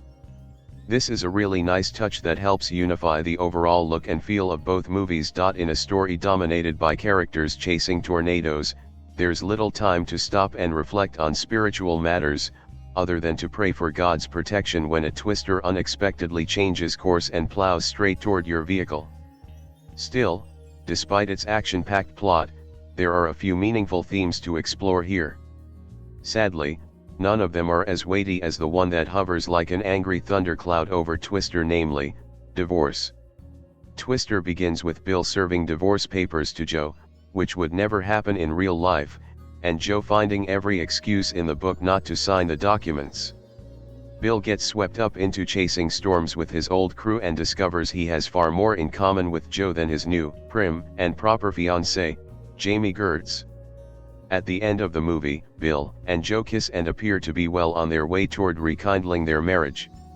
Interestingly, another disaster movie from the same year, Independence Day, includes a subplot where a divorced couple, David Levinson, Jeff Goldblum, and Constance Spano, Margaret Collin, is reunited after the devastating alien attack. At the end of the movie, they embrace and seem to be back together as a couple. These two movies represent a rare, and brief, trend in modern movie history where Hollywood actually got it right, offering positive examples of couples pushing through hard times and giving their relationships another shot. Since God hates divorce, Malachi 2:16, these movies are exemplary for their portrayals of marital reconciliation. Unlike the hard-hitting issue in Twister, the spiritual matters in Twisters are fairly ordinary. For instance, both Kate and Javi deal with nagging guilt over the failed experiment that took the lives of their friends. Also, Kate has a lying problem. She misleads Tyler's, Powell, team by giving them bad directions and tells her mom, Maura Tierney, she's given up chasing storms. Proverbs 12:22 says, though an ancillary topic, the movie also deals with greed. One unscrupulous businessman swoops in after a town has been leveled by a tornado and offers to purchase the property from people who've lost everything, in essence, making a profit off the misery of others. When given the choice between lending aid to the citizens of a town ravaged by a twister or making shady deals for his boss, one character says, I don't care about the people. Those whose sole focus is financial gain will surely lose in the end, because, as the saying goes, you can't take it with you. Also, the Bible offers solid instruction in Matthew 6:24. This has just been a weird couple of years for cinema. In years past, trailers were usually a good indicator for what would be a good film, and usually decades-old sequels were not the thing, unless they were a long-running horror franchise. My personal radar seems to have gotten some sand in it, because I have been proven wrong at least 4 or 5 times over the last couple of years with sequels that I thought would crash and burn hard, and others that looked fantastic turned out to be absolutely slop. No way in a million years would I have guessed that Top Gun: Maverick would turn out to be one of the biggest hits of the last few years. No way I saw Joker 2 literally crashing and burning within a few weeks at the box office, especially after how great the first one was, and I really didn't expect Twisters to be as fun as it was based upon the trailer. I actually laughed when I saw the trailer and said to myself, really, going on to dismiss it until my best friend was bored out of his mind and offered to pay my way to go see Twisters. Who am I to turn down a free theatrical movie? And it being one of the best 2024 offerings to date made it all the sweeter. Not really a sequel, and not really a remake, Twisters lives in the same universe as 1996's Twister, but only really references a couple of things from the original film, instead deciding to stake their own claim and make a movie that utilized many of the same tropes, but went their own way. The film starts out with storm chaser Kate, Daisy Edgar-Jones, and her crew of friends and colleagues making their own version of the Dorothy probes in an effort to actually figure out how to squash a tornado dead in its tracks instead of simply gain data from it. Only thing is, Mother Nature is a finicky mistress, and a routine drop of the probes turns into a nightmare for Kate as the tornado turns into an E5 and absolutely decimates the project, killing several co-workers including her boyfriend Boone, Brandon Perea. Fast forward a few years and Kate is working a desk job after having given up her dream. However, things change for her when her old colleague Javi, Anthony Ramos, asks her to come out and give his team of storm chasers some extra help in hopes of learning more about the tornadoes. Reluctantly agreeing, Kate saddles up and heads out to the Midwest, where they run into YouTube storm chaser Tyler, Glen Powell, and his brash and brazen younger millennial nerdowls who seem hell-bent on tagging along for the ride. Add some romance, some danger, and tons of tornadoes, literally 3 or 4 times the amount from the first film, and you have a dangerously fun times. Like I said above, I really didn't expect to get much out of Twisters, but I walked away from my theatrical viewing with a huge grin over my face and this feeling inside that this was way better than it ever had a right to be. Don't get me wrong, 1996's Twister was number 5-star film, but it was a fun bit of 1990s disaster filmmaking that set off the glut of late 90s and early 2000s disaster movies that defined the turn of the century. Couple that with the fact that this was literally made 28 years after the original and you can understand my skepticism. So many modern films these days have gone under the proverbial knife of scrutiny due to politics, poor writing, and general lack of loving film these days, but Isaac Chung's Twisters bypasses all of that, instead opting for just having fun and making a good movie. It doesn't hurt that Glen Powell is the thing right now, and making waves in Hollywood as the guy who can star in comedies, action, and romance dramas with equal alacrity, making girls' knees weak all over the world. He's absolutely having a blast here, grinning from ear to ear much like he was in Top Gun: Maverick. Daisy Edgar-Jones is a bit weaker in my opinion, but she makes a serviceable lead. Even Anthony Ramos does a solid job as the ex-co-worker with a secret, much better than he did the latest Transformers film. There's no politics, there's no nothing but fun adventure. And to be fair, I almost think that this was a better film than the original. It's more intense, makes great use of the premise that wasn't as attainable due to the special effects limitations of the day, and well, it's just fun. The blinding star power of Glen Powell fuels the resuscitation of another decades-old film in Twisters. As you recall, he helped bring Top Gun back to life in 2022. And word is out that he's already signed up to star in remakes of Backdraft and The Running Man. But before he digs into those future projects, there's Twisters, a standalone sequel to the 1996 disaster movie hit Twister. While Powell's sudden spike in wattage is getting most of the attention, the film's lead is Daisy Edgar-Jones, an exciting young actress who first grabbed my attention with 2022's Fresh. Twisters doesn't give her anything that meaty, bad pun intended, but she's a great fit for her character, expressive and authentic. When together with Powell's natural charisma and million-dollar smile, the two make an appealing pair. Maybe not Hunt Paxton level of appealing, but that may be unfair, especially considering what the sequel is going for. Twisters is directed by Lee Isaac Chung, Minari, who works from a script by Mark L. Smith. While their movie doesn't feature any of the characters from its predecessor, it uses many of the same narrative building blocks as the 1996 original. At the same time, it has plenty of its own flavor to make this more than some pointless rehash. And with its hefty budget of nearly $200 million, Chung and his creative wizards put together several thrilling, big-screen-worthy set pieces perfect for the summer blockbuster season. Edgar-Jones plays Kate Cooper, a tornado specialist working at the National Weather Service's regional office in New York City. Originally a storm chaser from Oklahoma, Kate left that life behind 5 years ago after a miscalculation cost the lives of 3 close friends and fellow chasers. So she moved to the city and disconnected from her family and friends back home. But the pain of that fateful choice still haunts her. One day Kate is paid a surprise visit by a former member of her science team, Javi, Anthony Ramos. He and his organization Storm PAR have devised a plan using military prototypes that can create 3-dimensional scans of tornadoes. They can then use the information to better predict their paths. Javi needs Kate's help in tracking the tornadoes and get close enough to set up his sensors. It takes some convincing, but Kate eventually agrees. So Kate joins up with Javi and his team in Oklahoma, where a once-in-a-generation tornado outbreak has been tearing through the state.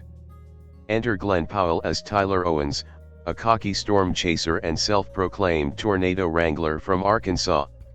He and his crew chase tornadoes, not for any noble cause such as science, but for his YouTube channel and its 1 million subscribers.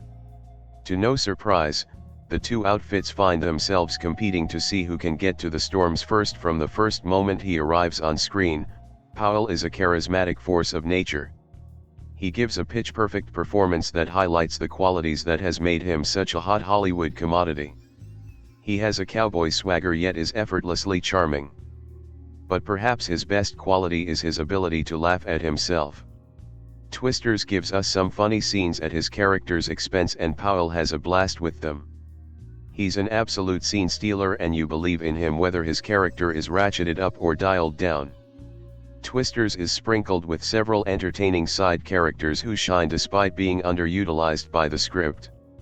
Tyler's high-energy bohemian team is a lot of fun and features noteworthy performances from Brandon Perea, Sasha Lane, Tund Adabimp, Harry Haddon-Payton, and Katie O'Brien. Maura Tierney gets some good scenes as Kate's mom. And even the future Superman himself, David Corenswet, has his moments as JV's business partner. None of them are given time for any meaningful growth, but the cast does a good job bringing them to life. Chung has made a film that is more of a spiritual successor than a direct sequel, and that turns out to be a good thing. Rather than concocting some closely linked follow-up nearly 30 years later, Twisters embraces the spirit of the original film while still doing its own thing. It's hardly a grand reimagining, but there are some clear differences in focus that set it apart. It's undeniably silly in spots, some characters vanish, and it could have done without the on-the-nose needle drops. But the tornado effects and scenes of destruction are spectacular. Best of all, Powell and Edgar-Jones light up the screen in their own distinct ways. Together they're a big reason why Twisters is one of the few must-see blockbusters of the summer. Some first-generation disaster films were real-life disasters for their actors. D.W. Griffith's 1920 melodrama Way Down East, featuring the climactic rescue of a woman being carried off on an ice floe in raging currents, was filmed in a real river after a real blizzard. The movie's star, Lillian Gish, suffered frostbite that afflicted her for the rest of her life, but she did not quit taking physically risky roles. For Victor Sjostrom's 1928 drama The Wind, Gish was placed in the Mojave Desert. Sand was blown at me by 8 airplane propellers, she later wrote in her autobiography, and she was in danger of having my eyes put out. The biblical flood in Michael Curtiz's 1928 film Noah's Ark was so intense, involving at least 600,000 gallons of water, that the movie's star Dolores Costello was knocked unconscious and reportedly caught pneumonia. Extras in the scene were rumored to have been killed. The development of special effects and specialized stunt performance, which made swift advances in the 1930s, was a mark of progress. Neither life nor limb should be risked for the making of a movie. But the result is that we no longer experience on-screen disaster as viscerally as we did the freezing waters of Way Down East. Modern audiences are in the know about the trickery that simulates great dangers.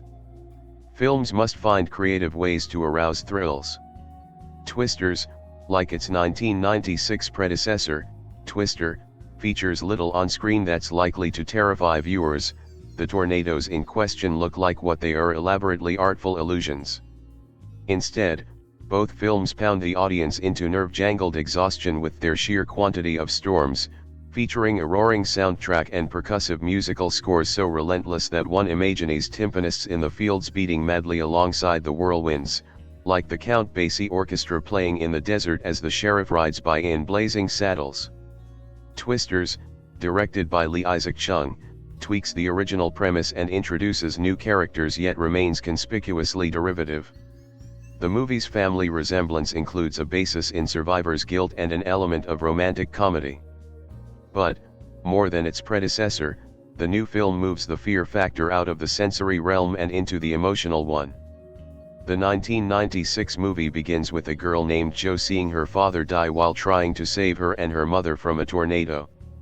Then the story flashes forward to Jo as an adult, played by Helen Hunt, working as a tornado tracker. She's on a mission to test and deploy, in the funnel of a tornado, a system of sensors that will lead to an improved early warning system, of the sort that might have saved her father's life. With the new Twisters, the protagonist, Kate Carter, Daisy Edgar-Jones, has been given more direct moral responsibility for a tragic accident in her past. At the start of the film, Kate is a university student in Oklahoma with a preternatural feel for predicting the weather and a good head for science. She is leading 4 other students in a tornado tracking expedition in order to perform an experiment that aims, she says, at taming the tornado by releasing polymers up its funnel. But, in the course of their effort, 3 of her friends are killed. 5 years later, Kate is working in New York as a behind-the-scenes meteorologist for a TV station when the only other survivor of her ill-starred expedition shows up, Javi, Anthony Ramos, who, in the intervening years, has become a military radar expert. He now runs a startup that's working on 3D imaging of tornadoes, and he invites Kate back to Oklahoma for a week during peak storm season so that she can guide his team in surrounding the funnels with portable radar devices.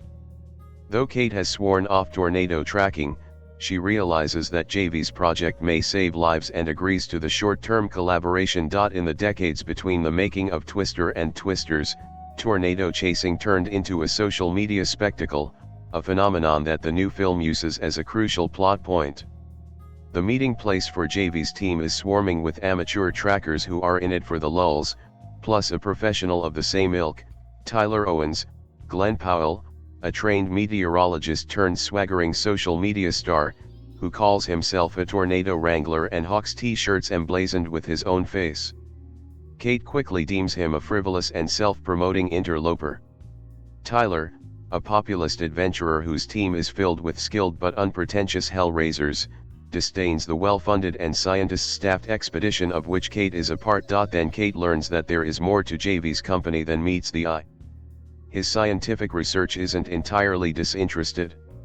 It is funded by a real estate shark named Marshall Riggs, David Bourne, who buys land from people who've lost their houses in tornadoes.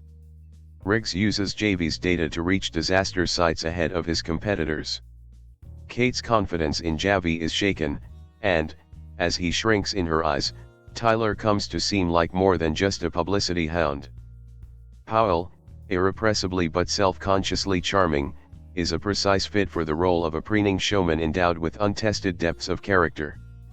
The romantic outcome is foreordained. The story, like that of any other squabbling opposites attract rom-com, will rest on how Tyler and Kate overcome their mutual disdain. There's an ethical dimension to Twisters that's emblematic of our times. The earlier film depicted tornadoes uninhibitedly, not with a graphic view of the gore that they leave behind but without compunction about making them look awesome and even, at times, a bit funny, as in the famous shot of an airborne cow. Twisters, by contrast, makes tornadoes look awful. Whatever terrifying beauty they may present is subordinated to the widespread destruction that they cause.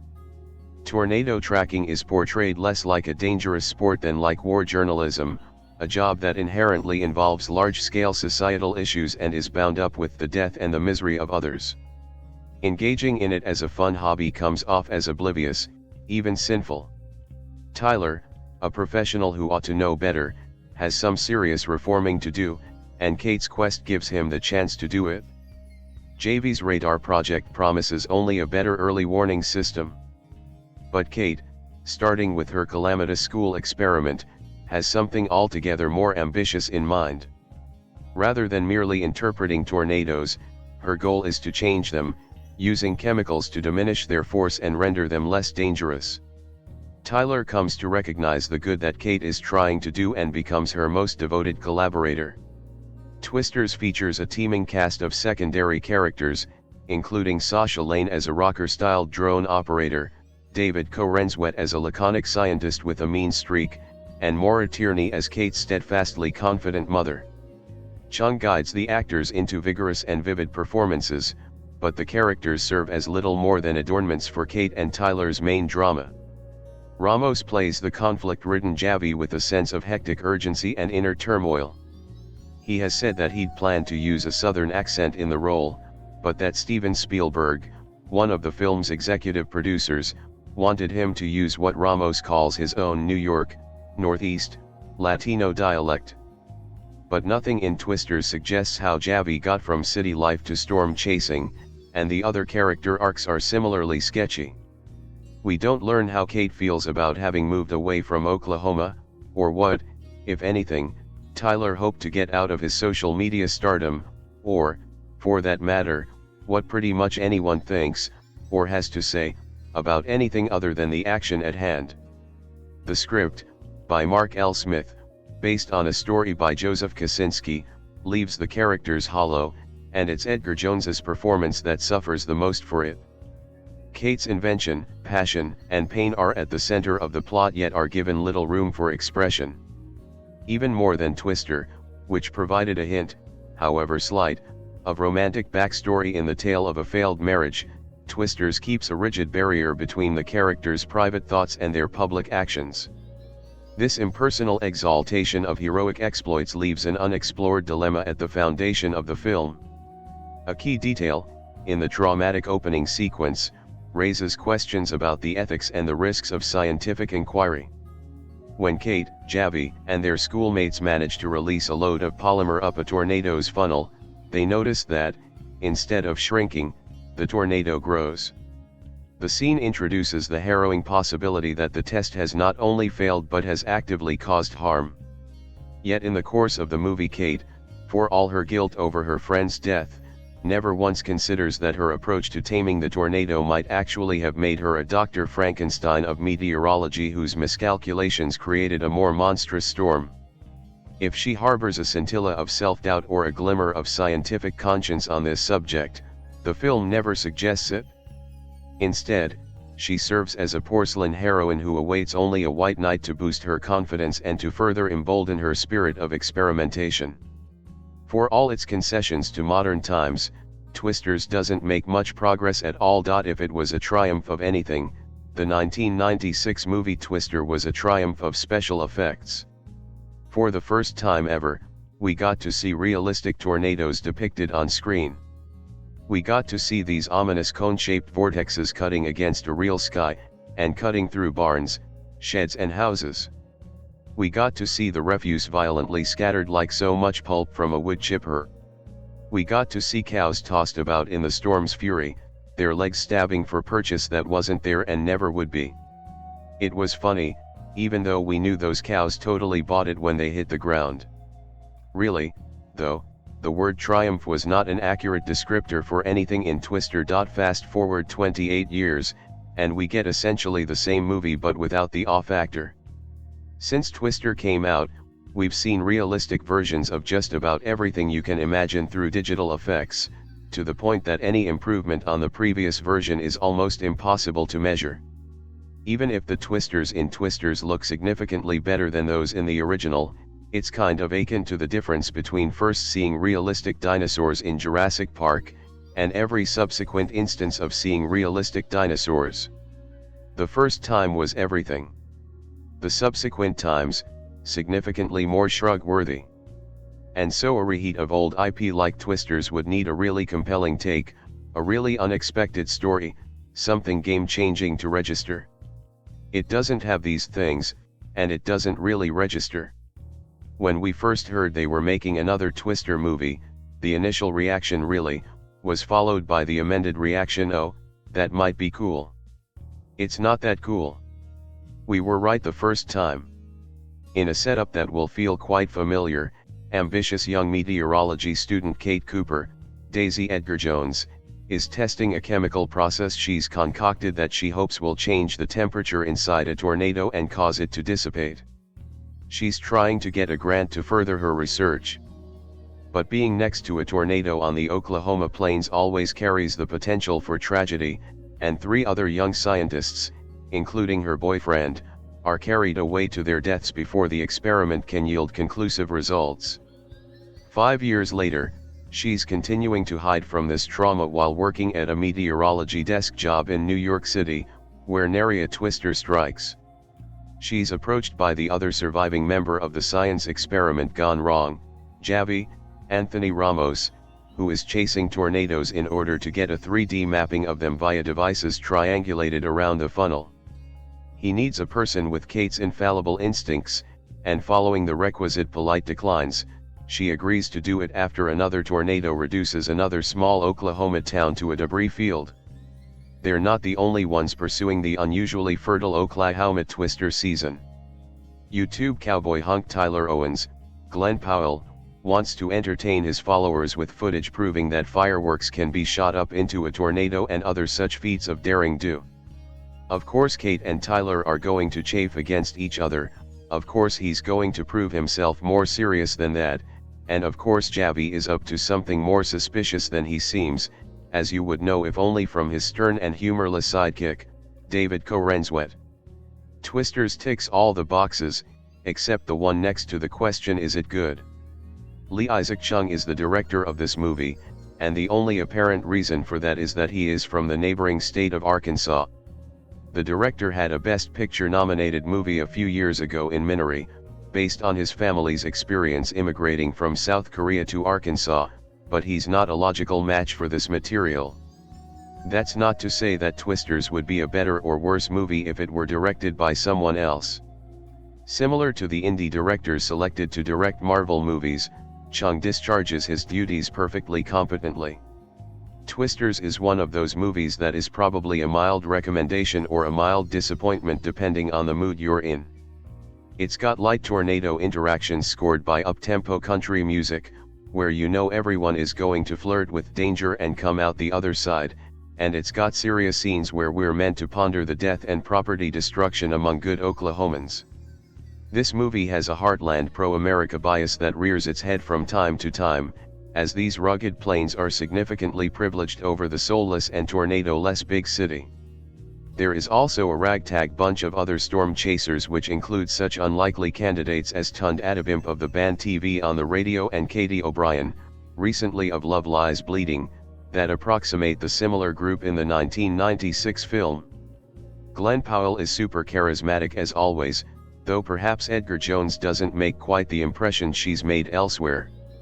Taming tornadoes, that's a term Kate prefers to killing, is probably a legitimate scientific pursuit akin to minimizing the damage caused by earthquakes, but you get the sense that the difficulty of predicting when they occur means that any remediation will always be too little, too late. Except, you get that sense only from being a logical person living in the real world, not from the movie Twisters. In Twisters, Kate and her various colleagues and rivals come up against no fewer than 5 tornadoes, 6 if you count the twins they see at one point, which give the title an additional meaning, in a week on the ground in Oklahoma. At least they look realistic. When a sequel to Twister was originally announced in 2020, my general reaction was one of confusion. Even though the original 1996 film was massively successful, the second highest grossing movie that year, in fact, it's not a movie that people were clamoring for a sequel all these decades later. Things seemed even weirder when Lee Isaac Chung, fresh off his Oscar-winning family drama Minari, was tapped to direct. And yet, despite the weirdness of these combined elements, the simply titled sequel Twisters manages to be a good enough redux of a classic, all thanks to some entertaining set pieces and a likable cast. In Twisters' opening moments, we're introduced to Kate, Daisy Edgar-Jones, an Oklahoma-based storm chaser in the midst of an ambitious experiment where she hopes to dissipate a tornado with the use of a special compound. Tragically, the experiment goes wrong, and the tornado claims the lives of several of her friends. 5 years later, a still traumatized Daisy has settled for a meteorology desk job in New York when she gets contacted by her old friend and fellow survivor Javi, Anthony Ramos, who, as part of a new business venture, is using military-grade scanners to track tornado movements and wants her assistance for 1 week. Daisy reluctantly accepts and upon her arrival, clashes with Tyler Owens, Glen Powell, a swaggering YouTube star and self-professed tornado wrangler who has his own more reckless approach to storm chasing, as well as his own motley crew of daredevils. As you'd expect, the pair butt heads until a bond eventually starts to form, and the pair learn to work together as a rare tornado outbreak brings about bigger, more frequent, and more dangerous storms throughout Oklahoma's infamous Tornado Alley. Aside from an early use of the original storm tracking sensor Dorothy, Twisters is a legacy sequel that operates completely standalone. Its connection to the original is more on repeating story beats than direct callbacks. Kate shares the same near-supernatural instincts towards weather patterns that Bill Paxton's character displayed in the original. There's a rivalry between a ragtag crew of misfits and a straight-laced corporate team, and of course, the will they won't they romance between the film's 2 leads. The updated versions of these beats are very hit or miss. Mark L. Smith's screenplay does try to tackle bigger subjects like climate change and corporate exploitation of communities affected by disasters. Still, they either feel half-baked or so cliched you can recite the exact words before they even deliver them. For instance, there is a scene where Kate discovers the businessman bankrolling Javi's business isn't as altruistic as it seems. Still, beyond the requisite argument with Javi, that whole plotline is resolved in a matter of seconds. The same goes for the few moments the film tries to focus on character depth. Despite Daisy Edgar-Jones' best efforts, Kate is a really bland protagonist. While it's good Kate isn't a carbon copy of Helen Hunt's character, she has so little personality beyond her dealing with her survivor's guilt that it almost would have been better to be that copy instead. On the bright side, Glen Powell's summer is still in full swing, and his white-hot charisma lights up the screen every time he's on it. Sure, his whole cocky showboat who's actually a solid guy shtick isn't too far off from his Top Gun Maverick role, but Powell is so damn charming it's hard to complain. Twisters is also filled with an absurdly stacked supporting cast, with soon-to-be Superman David Corenswet as JV's uber corporate business partner, as well as Nope's Brandon Perea, Love Lies Bleeding standout Katie O'Brien and American Honey star Sasha Lane playing some of the various members of Tyler's crew. As entertaining as they are, especially Perea as Tyler's videographer / right-hand man, unfortunately, we don't get to spend much time with this crew this time. The same goes for Ramos, who gives a solid performance but is sidelined for a good part of the film. Sure enough, when it comes to the Twisters themselves, they're generally a lot of fun to watch. There isn't going to be the wow factor from back, considering the frequency of effects-driven blockbusters now, but sometimes the simple things work best, and Chung does a solid job capturing the sense of awe towards these massive storms.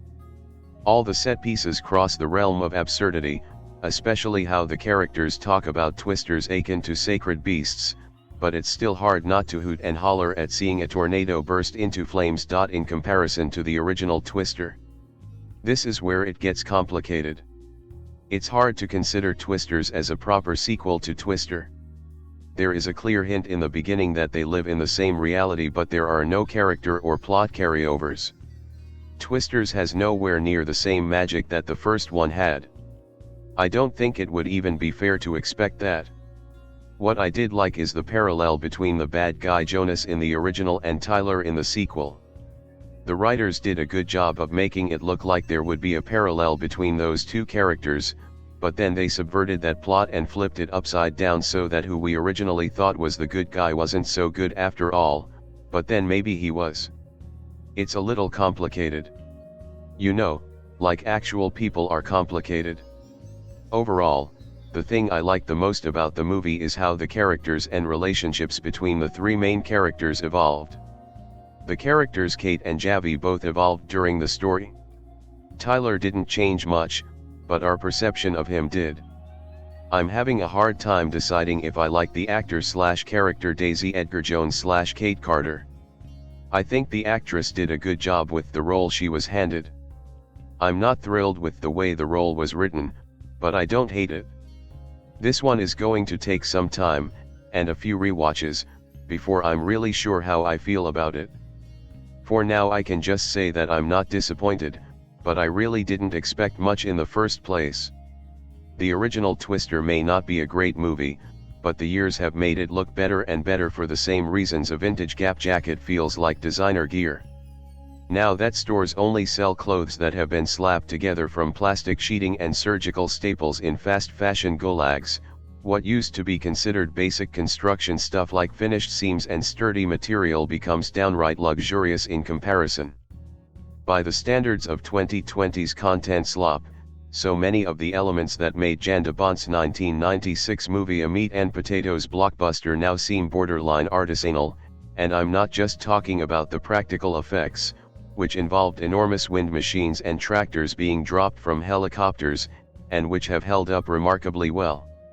It's the more granular details that stand out, like the now unfashionable clarity of the lighting, all the better to appreciate the faces of the glorious array of character actors, among them Alan Ruck, Jeremy Davies, TAR director Todd Field, and a late 20s Philip Seymour Hoffman who play storm-chasing grad students. Hell, all the better to appreciate the faces of the leads, Bill Paxton with his huge honking forehead and Helen Hunt with her girl-next-door earthiness, two actors whose sexiness was only enhanced by having real-world texture. Twister was a divorce comedy tucked inside a disaster flick, An Idiot His Girl Friday about two workaholics bickering their way back together over the course of a day spent trying to get a bucket of tennis ball-size sensors sucked up into a tornado. It was incredibly silly down to Hunt delivering a line implying a Twister had hunted down her family, but it was also grown up in an easy way that feels like a novelty now, with characters who'd racked up some living. Twister isn't some sacred, flying cow, is what I'm saying, and Twisters isn't some travesty defiling a classic. The not quite 3 decades incoming sequel instead underwhelms in a more poignant way by suggesting we really have forgotten how to work in the mode of the original. It's an attempt to make a big, dumb entertainment that keeps getting in its own way, unable to stop itself from being serious about things that in no way need to be taken seriously. It's not a throwback, but it doesn't feel like an imaginative update on the original, either. If Twister is the thrift mall find, Twisters is the sweatshirt made by the DTC brand that touts its use of century-old manufacturing processes on Instagram with a fit that is universally unflattering. Actually, one person comes out of Twisters looking good, and that's Glen Powell. Powell plays Tyler Owens, a self-styled tornado wrangler from Arkansas who's accompanied by a grungy, but universally attractive, team that funds its extreme adventures with t-shirt sales and a sizable following on YouTube. Tyler, who has a degree in meteorology but presents himself as a renegade outsider, is the kind of role Powell specializes in, the self-aware cheeseball, the hunk who winks to let you know that he knows how ridiculous he is and how well what he's doing is working anyway. Powell has a sculpted prettiness and million-watt smirk that would run the risk of reading phony in a more grounded film, but Twisters is the stuff he was made for, even if he's more a supporting player than a lead. The people not suited to the film are star Daisy Edgar-Jones and director Lee Isaac Chung, who struggle to scale their work up to a scope and tone that befits a movie in which a tornado catches fire. Edgar-Jones and Chung have the same issue: they understand how to operate only on an intimate level. Chung's previous filmography consists of meditative indies like his semi-autobiographical 2020 family farm drama, Minery, which the incongruously poetic opening shot of Twisters, with Edgar-Jones taking a photo of the sky from the middle of a grassy field, recalls. His instinct in Twisters, which was written by Mark L. Smith, is to foreground the emotional dramas of his characters, particularly his wounded protagonist, Kate Cooper, Edgar-Jones, at the expense of the far more lively ones involving the epic storm formations constantly whipping up on the horizon. Kate, who loses her boyfriend, Daryl McCormick, and two classmates, Kiernan Shipka and Nick Dodaney, to a tornado-taming experiment gone wrong, is saddled with a trauma plot that is never anything but tedious, no matter how many times Edgar-Jones freezes up or goes to the bathroom to moisten the back of her neck. It's unclear why Edgar-Jones, who exudes the Britishness of a Liberty of London party frock, keeps getting cast in very regionally specific American roles. But the plausibility of her Oklahoma twang, whose intermittence may or may not be deliberate, isn't as much of an issue as the movie's pivoting on her character's ability to rediscover her weather-reading mojo. Lured back to her home state from New York City by an entrepreneurial former colleague named Javi, an underutilized Anthony Ramos, whose obvious crush puts him at the acute end of a malformed love triangle. Once Tyler comes on the scene, she gradually overcomes her survivor's guilt in less of an emotional journey than a series of screenwriting bullet points to be endured. Whenever Tyler rides whooping through a scene with his specially kit-out truck and his entourage, made up of Brandon Perea, Sasha Lane, Love Lies bleeding star Katie O'Brien, and TV on the radio's Tund Adabimp, he looks like he's in a much more enjoyable movie than the one we're stuck with, which can never square its gleefully destructive spectacle with its guilty insistence on showcasing that spectacle's human cost. That compulsion to reverse engineer serious stakes for a fundamentally frivolous story is Twister's most contemporary quality and its most irritating. It isn't the kind of picture that would fling an errant bovine across the screen, which is fine. The storms, which fold in some footage of real-life tornadoes, still look good, especially when the film allows itself the leeway to stage a set piece around an oil refinery and an old movie theater. But the movie also can't bring itself to say the words climate change, even as the plot keeps skirting the idea of the weather getting worse. Twisters wags its finger at nothing in particular, repeatedly lingering over the wreckage of small towns in the wake of a storm but framing it only as a kind of martyred Americana. The original film was about ragtag academics versus corporate stooges, but in the sequel, everyone's out for a buck. Predatory investors come swooping in to buy up storm-damaged properties, and the closest thing we get to altruism is the revelation that Tyler's team puts its merch money into food giveaways, like baby Mr. Beasts. Twisters is strangely insistent that the moral thing for its characters to do is rush toward communities about to be hit by a tornado, though it labors to show how exactly they're supposed to help once they get there. There's no sadder sign of the times than a film whose moment of triumph involves an individual figuring out how to diffuse a single storm, a supposed step toward saving the world, but which refuses to acknowledge the larger issues buffeting its characters like gale force winds.